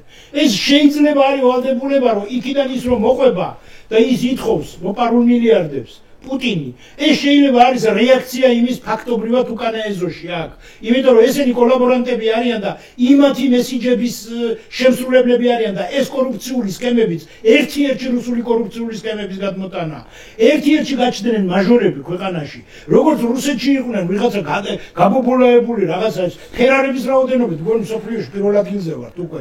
და აი ამ სპორტული მანქანების და იმის რაც ესთეტიკა საქართველოში არ იყო ეს სპორტული მანქანების, უფრო ჩვენთან ტიპები იყო. ეხა გაჩნდა. გადა ის ნომრებს დააწყდა. მაჟორები არიან, აი რას იყო რუსეთში, აი ფულით გაბლატავებული ტიპები რო არიან, რომელსაც აი მუხრუჭები არ აქვს რა, თავარია ფული აქვს და მორჩა. აი ზუსტად ეგ შემოვიდა უკვე, აქ არის. რა ჩეჩნეთი? ჩეჩნეთიც იმიტომ არის, რომ ქვეყანა არ არის დამოუკიდებელი. ჩეჩნეთის ავტორიტარიზმი არის რუსული ავტორიტარიზმის ის ფორმა, რა ფორმის უფლებას მისცა, მეტი აღარ. და ეგ არის იქ დამოუკიდებული, თორე ჩვენც დამოუკიდებელი სახელმწიფო ვართ და აი აქ ზუსტად დამოუკიდებლობას გაკარგინებენ და იმპერიის ნაწილს ხდის. წარუმატებელი იმპერიის და რატო ხდება ეს ყველაფერი და რატო დააჩქარა ეს ყველაფერი? საერთაშორისო კონტექსტია ეს მივიდა. ცოტა დრო დარჩა რუსეთს და იმიტომ. უკრაინის ომთან არის. იქ ან უნდა შეაჩეროს რუსეთმა ომი გამყოფ ხაზზე როგორც არის და ეს უნდა გადავიდეს, სულ სხვა პროცესები უნდა წავიდეს, ან ჩამოეშლება ფრონტი, იმიტომ რომ ვეღარ აკავებს ეს ტრამპს, ვეღარ აკავებს ეს. ხო, ეხლა ძალიან მნიშვნელოვანი ამ კონტექსტში სხვა გადაცემაში უფრო გავშლით ამას, მაგრამ აი სანქციები ლუკოილზე და როსნეფტზე და მეორადი სანქციები, რომლის კანონპროექტი არის კონგრესში და მოკლედ ძალიან ბევრი კონგრესმენი და ბევრი პოლიტიკოსი კბილებს ილესავს, როდის გაიტანა მეორადი სანქციები კიდე ჩამოანგრევს მთლიანად რუსულ ეკონომიკას, იმიტომ რომ შემსყიდველი, ვინ შეისყიდის მის პროდუქტს, ენერგომატარებლებს, აი იმას ემუქრება ეს სანქციები და ამიტომ მისი ბაზარი ძალიან შევიწროვდება. ანუ რუსული კუბის პროექტი საქართველოში იხურება. კი ბატონო, მოვიდა ჩემი. აი რისი თქმა მინდა, ესე მე წინაზე და შეჯამებისგან წავიდეთ. ხო, ანუ შენ მკითხე რომ აი პროპაგანდა მიმუშავა თუ არა, იმ სისულელეზე ვერ იმუშავა პროპაგანდა. მე ხა ჩვენ ყველას პროგრამულად ვერ ტვინში ჩიპს ვერ ჩაგვიდებენ რომ დედა მამა ევროპამ მაგრამ აი ეგ მინდოდა მეთქვა. იმუშავა მშვიდობის თემამ და ეკონომიკის თემამ. ნახე ესენი რის პროპაგანდირებას ეწეოდნენ, რომ ჩვენ რო რუსეთისთვის სანქციები დაგვეწესებინა, ამას ითხოვდა ჩვენგან ევროპა, ჩვენ აქ შიმშილით მოვკვდებოდით, ჩვენი ეკონომიკა ჩამოიშლებოდა. ესმის და ამ დრო, ეს ყველაფერი იყო სპეკულაცია, ჯერთი არავინ არ ითხოვდა ამათგან სანქციების დაწესებას, უბრალოდ ამბობდა, რომ გახადეთ ეს თქვენი ტერიტორია რა, რაღაცა ომის მანქანის მომარაგების არხად. ერთადერთი ეგ იყო, ხო? და აი რაღაცა აი ეს პროპაგანდა აგეს შიშებზე დააფუძნეს ომის და შიმშილის შიშზე. მაგრამ აი ეს ყველაფერი მოუღებს ახლა ამათ ბოლოს და უბრალოდ აი გეტყვი, რატო გაუვიდათ ეს პროპაგანდა? არც გაუვიდოდათ სინამდვილეში, უბრალოდ ძალთა უთანაბრობა არის ძალიან დიდი. იქით არის რაღაცა დიდი მონოლითური პროპაგანდისტული მანქანა, თავის ბევრი არხებით და აი კონვეიერული წესით იშტამპება ეს პროპაგანდისტული ნიუსები. აი როგორ მუშაობს ეს პროპაგანდა, რომ აი სადღაც გერმანიის რომელიღაცა სოფელში რომ ვიღაცას რაღაცა თმა ჩამოუვარდება, იმედი პოზიტივი, აი ეს რაღაცა ონლაინ მედიები რო ყოფდა, ყველა ქარდებით იმით აშუქებენ, რომ აი ნახეთ ევროპაში რა ხდება. შიმშილით მომოწყდნენ, ხვდები? ანუ ეძებენ პატარა ფაქტს ეძებენ, იმას კონტექსტს საერთოდ უცვლიან და კონტექსტიდან ამოგლეჯილი ფაქტით აწარმოებენ პროპაგანდას. მერე უკვე რა მოხდა? აი თქვათ გახსოვს ერთი პერიოდი ორი დღე რო შეუწყდა უკრაინას ტრამპის და დაპირისპირება მიწოდება, ხო? და მერე გაირკვა უკვე ორ დღეში, რომ ის იყო რაღაცა არასწორი ბრძანება, რომ რამდენჯერმე მოხდა ეგეთი ამბავი და მერე გაირკვა, რომ მორჩა ყველაფერი აღდგა. მაგრამ პროპაგანდამ ეგრევე ატეხამავე, აი ამერიკამ უკრაინას შეუწყვიტა იარაღის მიწოდება, აი საწყალი უკრაინა, რა ვიცი, შალვარამიშვილიდან დაწყებული, რა ვიცი, ყველა წერდა რა.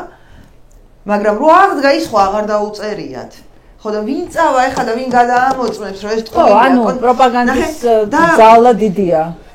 და საერთაშორისო კონტექსტი რო არის გადამწყვეტი ჩვენთვის და მნიშვნელოვანი, ამაზე მეტყოლებს ზუსტად ის აქცენტები, რასაც პროპაგანდისტები და პროპაგანდისტული მედია აკეთებს საერთაშორისო ამბებზე, რომ დაარწმუნოს ხალხი, რომ აი იქ ცუდია უკრაინა გაწირეს, ჩვენც ერთადერთი ბატონობიდან გადაგვარჩინა, თორე ჩვენც გაწირულები ვიქნებოდით. ამიტომ და ეკონომიკა, ხო? ეხლა რა მოხდა? ყველა ამათი გათვლა, რაც ჰქონდათ გათვლილი უკრაინის ომთან დაკავშირებით და მშვიდობასთან დაკავშირებით, რეგიონთან დაკავშირებით, ეკონომიკასთან და ტრამპთან დაკავშირებით, ეკონომიკასთან დაკავშირებით, ყველაფერი სულ პირიქით გამოვიდა. აი ყველაფერი და ეს რაც არ უნდა მალო თავს არ დამალავს, ხო, ეხლა მაგალითად და თან როგორ მუშაობს პროპაგანდა ყველა არხით. ამასთანავ შემხვდა ვიდეო მღვდელი რომელიც სასულიერო პირი, მე რომ ნახე ალტინფოსთან დალინკული იყო, ასე იდგა კედელზე ქონდა რუკა გაკრული. ხო ყავთ ციფრული ბოტები, ტროლები, ყველანაირი მიმართულებით და ეს მღვდელი ასე უხსნიდა ხალხს, ასე ჯოხი ეჭირა. ხო ვიღაც სასულიერო პირი რა. აი ხალხო, რამდენიმე თვის წინ იყო ეს. აი საქართველო არის უნიკალური. ჩრდილოეთის სამხრეთის მარშრუტი გადის ჩვენზე, ანუ რუსეთი ირანი. აღმოსავლეთი დასავლეთის მარშრუტი გადის ჩვენზე. ეშუადერ, აი ჩვენს გარეშე ნულები არიან. გესმის ხალხს არტყმენ ყველაფერი კარგად იქნება. და მართლა ეს იყო ამათი იმედი. ამათ ეგონათ რომ ეს ჩრდილოეთის სამხრეთის მარშრუტი რუსეთი ირანის ღერძი, რომელიც ძალიან აქტუალური იყო უკრაინასთან ომის დაწყების შემდეგ და იმით გადიოდა ტვირთები მათ შორის ინდოეთში და იქით აზიაში, ხო? და იფიქრეს რომ ეს გვაქვს განაღდებული. ემზადებოდნენ რკინიგზის გახსნისთვის აფხაზეთთან და რაღაცა გეგმას მოიფიქრებდნენ, მაგრამ აი ესეც გაემაზათ, ერთი რომ ირანს დასცხო ისრაელმა და ზედ მიყვა ამერიკა და მერე უკვე რუსეთს და ირანს შორისაც გაფუჭდა ურთიერთობა და სომხეთი გამოეცალა ამ რგოლს და სომხეთის გარეშე ეს ღერძი არ არის. რითიც ამათ იმედი ჰქონდათ რომ შავფულსაც იშოვიდნენ და ბიუჯეტშიც რაღაცა შემოვიდო და ანუ ეგ დამთავრდა ეგ ამბავი ის იმედიც ჰქონდათ და აი ეს აღმოსავლეთი დასავლეთი შუა დერეფანი ნახე რა ხდება. კობახიძე დადის და რამდენჯერ თქვა კიდევაც და ყველაზე ძალიან ტკივა ეკონომიკა შეგიმჩნევიათ ეკონომიკაზე რამეს რო იყო ბჟირდება, ცოფდება, აი ეს ენთება თვალები და დაკავშირებადობა ჩვენ ჭირდებით ევროპას და იქ რო იყო წასული ბოლოს 300 რო იყო და იქ მე ველაპარაკე დაკავშირებადობას და ყველა ეუბნება თავი გაგვანებენ. შუა დერეფანის სინამდვილეში რა არის? არაფერი არ არსებობს ჯერჯერობით შუა დერეფანი იმ ფორმით, რა ფორმითაც ჩვენთვის შეიძლება მნიშვნელოვანი და საინტერესო იყოს. აქ უნდა ჩაიდოს ევროპის ფული, აქ უნდა ჩაიდოს დასავლური კაპიტალი. ხო, რომ აქ მოხდეს რკინიგზის განვითარება, ტრასების განვითარება, სხვანაირად ვერ მოხდეს პორტი, ანაკლის პორტის გარეშე რა შუა დერეფანზე ვლაპარაკობთ, რომ აქ საინტერესო იყოს ევროპისთვის. რა არის შუა დერეფანი? ჩინეთი, აზია, აქეთ ევროპა და მიმღები ვინც არის და იმასთან შენ უნდა მუშაობ და ეხლა რომ აი თქვა თავსებადობა ანაკლის პორტიდან სად არის, მაგრამ რო წავა კონსტანცას არის ყველაზე დიდი პორტი და ეგეც არიციან მაგათმა პროპაგანდისტებმა, რომელიც მე პირდაპირ უერთდება ევროპის სატრანსპორტო ქსელს, ხო?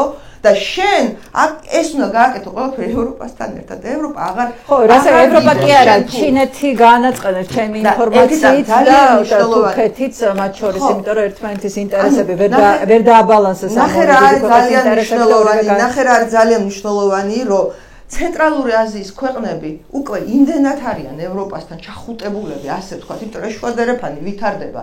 ბუშინ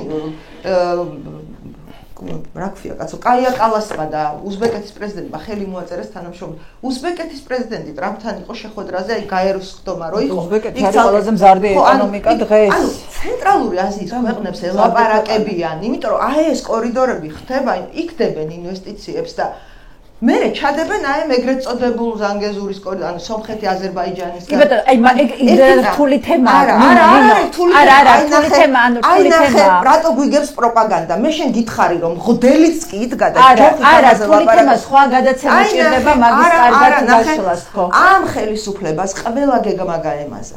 ყველა ჩანაფიქრი გაემაზა. მაგაზე ვლაპარაკობ. ევროპა რომ კრად გამოაცხადა, რომელიც უნდა ყოფილიყო ამ შუა დერეფნის მიმღები და დაასწრებენ ეხლა და კაცო დაამელაპარაკე და თან აშანტაჟებენ და ის ევროპა ეუბნება რომ გამანებე ძმაო თავი მე რომ შანტაჟისტი მდომებოდა აღარ ქონდა რუსეთის გავლით გადასწარები მარშრუტი რომელიც იაფიც იყო ყველაზე მოკლე იყო და უარი იმიტომ თქვი რომ აგრესორია და უკრაინა შევარდა და შენ რა პონჩი უნდა დაგეღრდო და თან პული მე ჩაგიდო და გაგიკეთო ეს ყველაფერი არა კარგად ძანდებოდეთ ამიტომ არიან ესენი ჩიხში ამიტომ არ ექნებათ ამას არასოდეს შემოსავალი და მე რო წუწუნებენ რომ კაცო დიქტატორებს რო ელაპარაკებით ჩვენ რატო არ გველაპარაკებით იმიტომ რომ დიქტატორის კვალობაზეც კი საძაღლები არიან არავის არ უნდა ამათან კომუნიკაცია და დაელაპარაკებიან სომხეთს დაელაპარაკებიან აზერბაიჯანს დაელაპარაკებიან ცენტრალური აზიის ქვეყნებს საიდანაც არც ერთი არ არის დემოკრატია მაგრამ ისინი რაღაცა თამაშის წესებს იცავენ ესენი არიან უმსგავსოები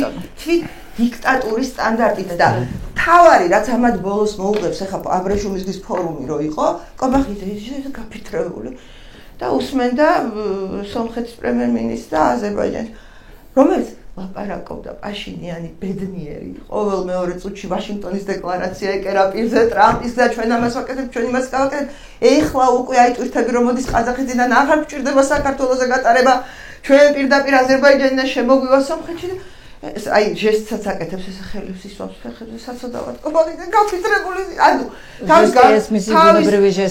განაჩენს უსმენდა ხები ანუ ამ რეჟიმს ერთადერთი რითიც შეიძლება იარსებოს რჩება კრიმინალური ფული როგორც არის კოლ-ცენტრები ნარკოტრაფიკი მაგრამ ეს არის ფულის გათეთრება მაგრამ ეს არის უკვე საერთაშორისო დანაშაული რაზეც მათ მყისიერად მოითხოვებათ პასუხი და სულ ამბობ ხოლმე რომ სანქციების გარდა არსებობს წითელი ცირკულარიც ინტერპოლის. მაშინ აი მან შეიძლება ანუ რეჟიმი არის დამთავრებული, უბრალოდ ჩვენი შეცდომების გამო არის ის ჯერ კიდევ აი ამ თემას რომ აი მათი ეხლა ნახე პროპაგანდა და დასასრულისკენ წავიდეთ შეჯამებისკენ.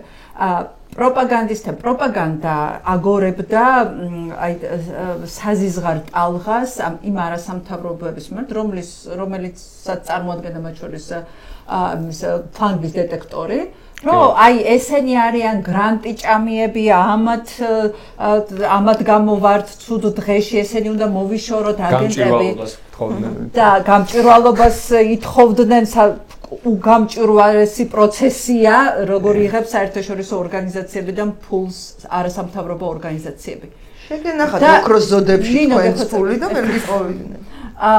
და ეს მოკლედ და ეხლა აღმოჩნდა ყველასთვის და მე მგონი აქეთა მხრიდან საუბარი ამაზე უნდა იყოს, რომ ეს ორგანიზაციების დახურვა იყო იმიტომ მოთხოვნა და თავარი მიზანი რეჟიმის, იმიტომ რომ ამას არ ელაპარაკა კორუფციაზე, რომელიც არ იყო თვალნათელი და იდოზე დაპირზე, ხო? და რომ ამის წინააღმდეგ არ ემუშავა სხვადასხვა არასამთავრობო ორგანიზაციების სხვადასხვა მიმართულებით. აი ეს ეხლა ამათი მიზანია რომ ჩვენ მთლიანად აქეთა მხარე მთლიანად გააღარიბოს კაპიკის გარეშე დატოვოს რომ მათ არ ქონდეთ არც გამოძიების უნარი არც რაღაცა კორუფციის ფაქტების მოძიების არაფრის უნარი არ ქონდეს როცა კაპიკი არ აგაკ ძალიან ძნელია რომ იმუშაო ხო ხო ჩვენ აღარ ხო და აი ზუსტად მე მგონი ეს არის ძალიან კარგი ეს მათ მიერვე გამომჟღავნებული ეს კორუფციის და აურაცხელის სიმდიდრის ეს კადრები ძალიან კარგი იქნება იმის საჩვენებლად როგორ უნდა შემოატრიალო ეს პროპაგანდა აი ამ შემთხვევაში როგორ ფიქრობ რომ აი ეს კორუფციის ფაქტები როგორ იმუშავებს ხო, მე იმას ვეთანხმები და გავაგრძელებ პრინციპში იმას, რომ ქართული ოცნება ეხლა რასაც აკეთებს, არა მარტო საგარეო პოლიტიკურ მიმართულებაზე, არამედ ქვეყნის შიგნით, ეს მას არაძლიერებს და ასუსტებს. ანუ გასაგებია, რომ მათ სხვანაირი კალკულაციები აქვს, გასაგებია, რომ ივანიშვილს ეხლა იმდენად გონია, რომ ისეთი ძლიერების ზენიტში არის, რომ შეუძლია მის წევრებსაც დაერიოს, კორუფციაც გამოაშკარავოს, ციხეში გაუშვას ყველა, თან აქეთ ჩვენ პარტიები და არასამთავრობოები და ჩვეულებრივი მოქალაქეები დაჩაგროს და ციხეში გაუშვას, ანუ მას გონია რომ ეს ამ ყველაფრის გაკეთება შეუძლია, მაგრამ ჩვენ ძალიან ბევრჯერ ნახეთ, როგორი მის კალკულაციები მოსდის ხოლმე ბიძინა ივანიშვილს, როგორც შიდა პოლიტიკაში, ასევე საგარეო პოლიტიკაში. ახლა რასაც აკეთებს და რაც გამოაშკარავა და როგორც დაერია თავის კლანებს და თავის ყოფილ ჩინოვნიკებს, ეს მას ასუსტებს და მეტი არაფერი. იგივე ისევ გრიგოლ ლილვაშვილის მაგალითზე შემიძლია თქვა, მე ხო ვიცი რა გავლენა ქონდა ჩემს მუნიციპალიტეტში, სხვა მუნიციპალიტეტში, მთლიანად რეგიონში იმ ხალხს, ვინც ეხა პატიმრობაში გაუშვა, ან ვისაც ეხა დევნის და რეპრესიების ქვეშ ყავს. ხო, ეს ამ ხალხს ეყრდნობოდა ბიძინა ივანიშვილი და ქართული ოცნება წლების განმავლობაში. ამ ხალხმა შექმნა ქართული ოცნება და ბოლო არჩევნებზეც კი ამ ხალხის მეშვეობით მოახერხა მან იმ გაყალბებასთან ერთად რაღაცა მხარდაჭერის მოგროვება, ხო, რაც მოაგროვა და ეხლა ამ ხალხს დაერია. სულ ყველა რომ ან გაანაწყენა, ან ციხეში გაუშვა, ან ასეთი ტიპის ასე ვთქვათ რეპრესიებში ყავს მოქცეული, ეს მას ასუსტებს. უბრალოდ მას ეხლა მას ამის გათვლა და ამის შეგრძნება არ აქვს, მით უმეტეს რომ სწორად თქვა ხალატონიო რომ ოში უზის ირაკლი კობახიძე და ის კიდე რაღაცა თავის სოციოპათიურ იმებს იდეებს აწვდის და ცდილობს ვიღაც კლანების ჩაჩეხვას და აი ერთმანეთის გაგიჟების პროცესში არიან და აკეთებენ იმასაც აკეთებენ. რამდენი რამე ვერ გათვალა ივანიშვილმა. ხო იძახდა რომ ტრამპი მოვა, მერე 20 იანვარი იქნება, მერე რაღაცა შუადერეფანი იქნება, მერე რაღაცა დავალაგდებით შევთანხმდებით. არაფერი არ ახდა ეს ყველაფერი. ანუ არაფერი ჯერჯერობით ისე არ დატრიალებულა, როგორც ეს ივანიშვილს ჰქონდა დაგეგმილი. ის რასაც თქვენ ამბობთ, რომ ქვეყნის შიგნით დააჯერა თუ არა ეს პროპაგანდა, ხალხს ვერ დააჯერა. დაჯერებული რო იყოს პროტესტი ხო არ იქნებოდა ისევ. ცოტა არის, ბევრი არის, რა მნიშვნელობა პროტესტი არ ჩერდება, მიმღებლობა არ იზრდება ქართულის ნებისმიერ. რაღაც კვლევებიც კი შემიძლია გავიხსენო, რაც ჩატარებულა ამდენიმე თვის წინ და ქართულის ნების სამომრჩევლების ნახევარსაც კი არ შეეროდა იმისი, რასაც ესენი ამბობენ deep state-ზე, ამ რაღაც გლობალურ ომის პარტიაზე და ამ სიგიჟეებს. ხო, არავის ამის არ შეერა ძალიან მცირე გამონაკლისის გარდა და ეს მცირე გამონაკლისი ყოველთვის და ყველა ერში არის, რაც უნდა განვითარებული იყოს და ეს ყველაფერი რო ხალხში ვერ იყიდებს ფეხს და ეს ყველაფერი რო არადამაჯერებელია, მაგიტომაც აქვს ის კრიზისი, რაც აქვს და ხო არ მე მგონია რომ საბოლოო ჯამში ამით ვერ გაძლიერდება ივანიშვილი, უბრალოდ ჩვენს დასუსტებული ვართ აქეთ მეორე მხარეს და გასაგებია რომ ჩვენს რაღაც ბევრი გამოწვევები გვაქვს, მაგრამ ეს არის რაღაც მარათონი არის საბოლოო ჯამში, ეს არ არის რაღაცა ერთი სპრინტი, რომელსაც ან ერთი მოიგებს, ან მეორე. მარათონი არის და ეს მარათონი რეჟიმობით ვერ მოიგო ივანიშვილმა. და ჩვენ რესურსები გვაკლდება, მაგრამ გვემატება, რა ვიცი, სიმართლე, გვემატება თანამებრძოლები სხვადასხვა ფორმით, გვემატება რაღაცა ეს სიმამაცე მათ შორის, ხო ეს ხალხი თავიდან ჩარიმებზე მიდიოდა, მანამდე კიდე რაღაცა თქვა პოლიციასთან შელაპარაკებაზე. ეხლა პირდაპირ ციხეში მიდის, როცა იცის, რომ თქვა გზაზე თუ გადახვალ დაგაკავებენ. ან რაღაცები იცვლება მენტალურადაც, იმუნიტეტი გვემატება ამ ყველაფერზე და ივანიშვილს ეს ყველაფერი არ აქვს, ჩვენ გვაქვს. და ამიტომაც მგონია რომ სუსტდება. ერთსაც ვიტყვივა ეს კორუფციასთან ბრძოლა, ეს რაღაცა ის მახსენდება ხოლმე. ყველა ის ხალხი, ვინც ეხლა ვისი ხელითაც ივანიშვილი ამას აკეთებს და თითქოს კორუფციას ებრძვის, თავადვე არიან იგივენაირად კორუმპირებულები. კახაკალაძეც, აი ეს ირაკლი კობახიძეც, ანუ ეს არის პროცესი, აი კორუფციით დამდგუნველი რაღაცნაირად ის ცოტა რელიგიურად რო თქვა. კალაძემ რატომ მიუტანა მაშინ ხული? კახაკალაძე შეხო, კახაკალაძეს რაღაც ტიპის გარანტია შეხვდა საბოლოო ჯამში, იმიტომ რომ ისევ მერის არჩეული მერი გახდა მესამე ვარით, ანუ ის რომ მერი არ ყოფილიყო, რა თქმა უნდა, კალაძეს იგივე ბედს ეწეოდა, უბრალოდ კახაკალაძეს ახლა მე არ ვიცი ესენი ზუსტად როგორ შეთანხმდნენ, მაგრამ ჩემი ვარაუდი ის არის, რომ კახაკალაძეს მაინც გარკვეული ტიპის ელექტრონული მხარდაჭერა ჰქონდა ქართულის ნების ამომრჩევლებში, თბილისის მერობაზეც მისი შეცვლა როგორც ჩანს პრობლემა იყო საკადრო. კახაკალაძის თქვა წლების განმავლობაში წვედით იგივეს კახაკალაძის ბიზნეს ანუ დეველოპერებისგან ააგროვა, იცი რატომ აინტერესებს, ძალიან საინტერესო მონაცემი იყო, ხარ დამცინოთ. ბოლო 9 თვის მშპ-ში მშენებლობას აქვს კლება -2 და 6. ანუ მშპ-ში ძალიან დიდი როლი უკავია მშენებლობას და წინა წელს ამ პერიოდში ჰქონდა 9%-იანი ზრდა და სულ იზრდება. ეხლა ჰქონდა -2 და 6 და დეველოპერებმა ხო არ აუგროვეს თქო ის ფული ფიქრობდი და კახაკალაძის კორუფცია მშენებლობა ეს მინუსებში. კახაკალაძის კორუფციული შემოსავლის წყარო არის ძირითადად ორი რაღაც, ეს არის ჰესები და აჭარაში აქვს მაშუახევ ჰესში აქვს ინტერესი და ბევრ სხვა ჰესში აქვს ინტერესი და ეს ჰესი პირდაპირ მაინინგთან არის დაკავშირებული, ეს უნდა ვიცოდეთ, ეგ ხალხს არ ხმარდება. თორე დენის გადასახადი მოიკლებდა ამასობაში იმდენი ჰესი აშენ და ყოველ რა თქმა უნდა ჰესი ნიშნავს ავტომატურად მაინინგს, თუ ის ქართული ოცნების ჩინოვნიკის ხელში არის მოქმედებული. კი, ბიტკოინის გამომუშავებას და მეორეც რომ რა თქმა უნდა დეველოპერები და მშენებლობის ნებართვები კახაკალაძეზე არის უამრავი მასალა გვაქვს მომზადებული. თბილისში ტენდერი არ ჩატარებულა არც ერთი, ან მშენებლობის ნებართვა არ გაცემულა არც ერთი, სადაც კახაკალაძის კორუფციული ინტერესი არის. ყოველ კახაკალაძის მაგის შესაძლებლობა რა თქმა უნდა აქვს და ის იმიტომაც იხდის ახლა ამ ყველაფერს და იმიტომაც არ გაუდგა ჯერჯერობით ლილოაშვილის გზას, რომ მას აქვს გარანტია თანამდებობის ანუ კიდე მესამე ვადი თბილისის მერად დარჩა შესაბამისად, ეხლა მისი არჩეული მათ მიერ არჩეული თბილისის მერის ციხეში გაშვება უფრო დიდი რეპუტაციული და სხვა ტიპის ზიანია ვიდრე აღარავინ აღარ რჩება რეალურად. ხო, ანუ საკადრო დეფიციტიც აქვს წინაგულში. კალაძის საგროვება უფრო ადვილი იყო და მე მგონი მართლა დეველოპერებს ააგროვებინა, იმიტომ რომ იმათ პირდაპირ ინტერესი აქვს რომ გააგრძელოს თავისი მშენებლობები და პირდაპირ მოგება ნახეს კალაძით რა. აკეთ დავასრულებინოთ ახლა ამ ყველაფრის რაც შეეხება პროპაგანდას, პროპაგანდა რუსეთი ემზადებოდა ამ ომისთვის წინასწარ, ამიტომ ის პროპაგანდისტვინაც უკვე მზად იყო და პროპაგანდაში რუსეთს დიდი ფული აქვს ჩადებული, იმიტომ რომ ის ჰიბრიდულ ომს აწარმოებს არა მარტო საქართველოში, ჰიბრიდულ ომს აწარმოებს ყველგან. მადაგასკარის ჩათვლით. კი, განსაკუთრებით ევროპაში. ამიტომ იმ ფართო ფრონტში და იმ დიდ სახსრებში, რომლებშიც ამ ჰიბრიდულ ომში აქვს მას ჩადებული, პროპაგანდა ერთ-ერთი მთავარი ნაწილი არის და ამიტომაც ბევრ რაღაცებში ისინი უფრო წარმატებულად გამოიყურებიან. მეორე შეცდომა, რა თქმა უნდა, აქეთ ამ მხრიდანაც იყო დაშვებული, იმიტომ რომ ჩვენ ვერ შევძელით რესურსების მოძიება და ვერ დავარწმუნეთ დასავლეთი უფრო ადრე. ჩვენ შეგვეძლო დაგვერწმუნებინა დასავლეთი ამ საფრთხიდან გამომდინარე, მაგრამ სანამ უკრაინის ომი არ მოხდა, ფაქტობრივად ვერ გავიტანეთ ეს სიმართლე, რომ აი აქ რაც ხდებოდა ამ ქვეყანაში, რომ ჰიბრიდული ომის ქვეშ ვიყავით.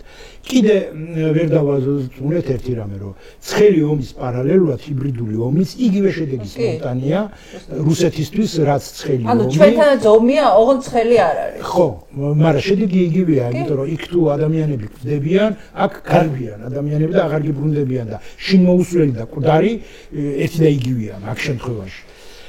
ანუ ერიდან გამომდინარე და ქვეყნიდან გამომდინარე. ანუ ეგ გამოსასწორებელია. მეორე, რაც შეეხება ფულის ჩადებას, არც ერთ საერთაშორისო ნორმალური მოთამაშე აქ ფულს არ ჩადებს. რუსეთის ოფშორ საქართველოში, რომელიც ბიზნესამ გააკეთა, არანაირი თეთრი ნორმალური ფული აქ არ ჩაიდება. არც ჩინეთი ჩადებს, არც ევროპა ჩადებს. ის არაბული ფულით გავარკვიოთ რა არის სინამდვილეში გაირკვევა მალე. კაცმა არის ეგ რა არანაირი მილიარდერი არ არის. ეგ რაღაცა ძელკა.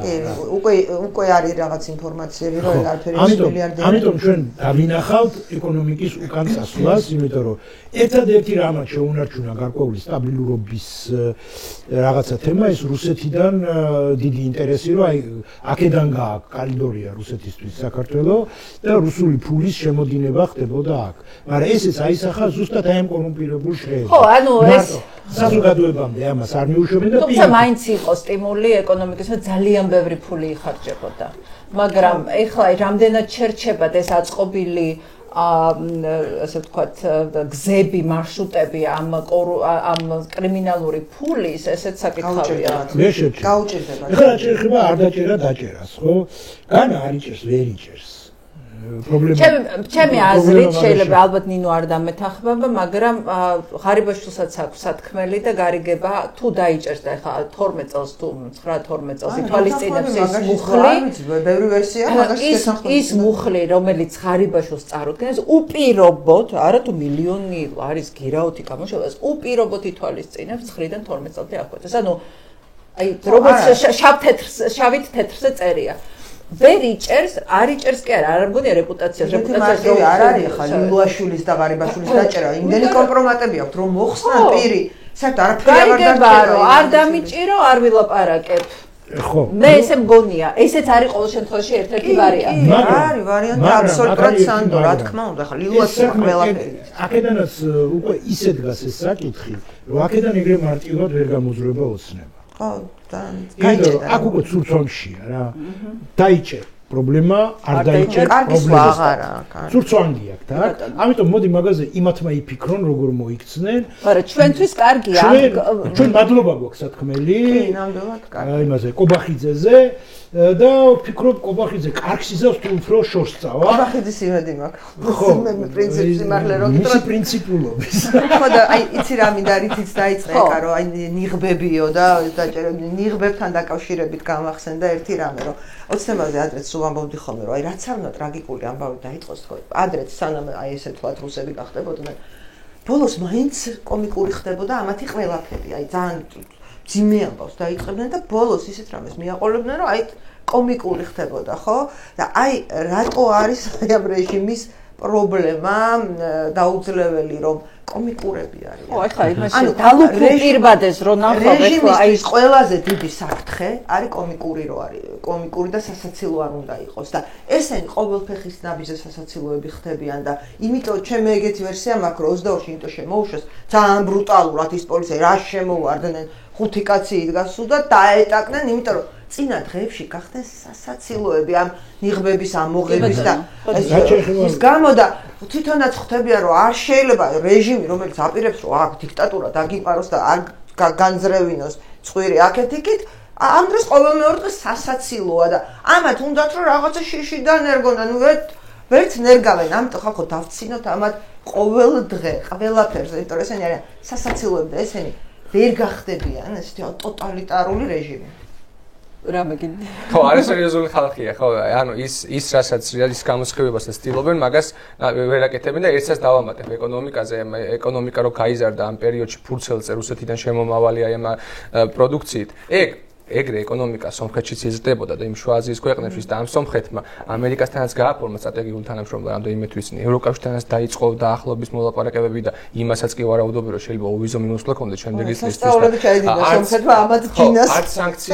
არც სანქციებზეც მიერთება და ასჭიროებიათ არც კონფრონტაციაში შესულა ამ დასავლეთთან და ამათმა ადგენენ და რაღაც ყვივილი შექმნეს აქ რომ ვითომ ომში გვითრევენ და ეს იყო ივანიშვილის რაღაცა პირადი რაღაც გეოპოლიტიკური გათვლა რომელსაც ნული გეოპოლიტიკური ზონა აქვს საერთოდ და მაგიტომაც არიან იმ დღეს შეესწარიან თორე შეეძლოთ გაივლოთ თავი სომხეთის და პაშინიანის გზა ამ შემთხვევაში ისე რომ აი ამ სანქციების ნაწილშიც რაღაც ზომიერება შეენარჩუნებინათ ეკონომიკურ სომხეთის პოლიტიკა უნდა და ადრე რო ამბობდა რომ ჩვენ სომხეთის პოლიტიკა იყოს ჩვენთვის მისაბაძია და ეხლა სომხეთს და ერთად ვიტყვი იმ პერიოდში როცა ამხელა ეკონომიკური ზრდა იყო რუსეთში ომის დაწყების შემდეგ ჩვენს ქვეყანაში აქედან 175,000 ქართველი ემიგრაციაში წავიდა ამ პერიოდში ანუ ეს სწორად აღინიშნა წეგან რომ ეს ეკონომიკური ზრდა მიდიოდა აი ამ ხალხის ჯიბეში და კომპანიებში რომლებსაც ეხლა ხედავთ რა კორუფციაში იყვნენ შაფული თორე ჩვეულებრივი ადამიანის აქ მდგომარეობა არ გაუმჯობესებულო და ეს იყო ასე ვთქვათ ამის კაფლი მაგალითად აფერ მოკლედ ვთქვი უნიჭო კაცი ყველაფერში უნიჭოა რა ვიცი მოკლედ ძალიან დიდი მადლობა მაგრამ მე მინდა ერთი რამე ვთქვა შეფასებები ივანიშვილის რეჟიმთან შესახებ არის ზუსტი და ეს მართლაც უცვანგშია ჩემი ღრმარწმენით მაგრამ მისი ერთადერთი სიძლიერე არის ეხლა ოპოზიციურ ფრანგზე რაღაცა გაჩენილი დაგსაქსულობა და ოპოზიციის სისუსტე, რომელიც არის ობიექტური მიზეზებით გამოწვეული, თუნდაც იმიტომ, რომ მყოფთავარი მიზეზი რომ ლიდერები ციხეშია, მაგრამ ამას აქვს ასევე სუბიექტური მიზეზებიც. ეს სუბიექტური მიზეზები უნდა გადაილახოს ოპოზიციურმა პარტიებმა, მისმა შუარგოლმა, რომელიც არის ძალიან კარგი ახალგაზრდობა, უნდა გამონახოს საერთო ენა ამ საზოგადოებრივ აქტიურ ჯგუფებთან და უნდა დაიწყოს ნელ-ნელა დაახლოების პროცესი, ეს ერთ დღეში ვერ მოხდება, დაახლოების პროცესი, საერთო ცენტრის შექმნის პროცესი, კოორდინირებული საინფორმაციო კამპანიის წარმართვის პროცესი, იმიტომ რომ ეს არის უაღრესად მნიშვნელოვანი, ეს დღეს ძალიან ამის დეფიციტი დღეს იგრძნობა უკიდურესად და ამიტომ თუ აქეთა ამ სისუსტეს ჩვენ ვერ გამოვიყენებთ იმ შემთხვევაში თუ აქეთ კიდე უფრო სუსტები ვიქნებ, იმიტომ რაც უნდა სუსტი იყოს ივანიშვილი, მას მაინც ის არის ხელისუფლებაში, აქვთ უამრავი ფული, აქვთ რეპრესიისთვის აუცილებელი, ყავთ რეპრესიისთვის აუცილებელი ინსტიტუტები, ასე რომ რეპრესიული ორგანოები მის ხელშია, ყველაფერი მის ხელშია და სისუსტეს ვერ გამოვიყენებთ თუ აქეთ ამ მხარეს რამე არ შეიცვალა არსებითად და გააზრებულად, რაც ძალიან მნიშვნელოვანია. დიდი მადლობა აკია, სტატუს ნინოს და ასევე კიდევ ერთხელ მოგიწოდებთ, რომ გამოიწერეთ ჩვენი YouTube არხი, გააზიარეთ ჩვენი პოდკასტები, დაალაიქეთ და ასე დაგვეხმარეთ ამ არხის, მე მგონია რომ მშვენიერი არხის პოპულარიზაციაში.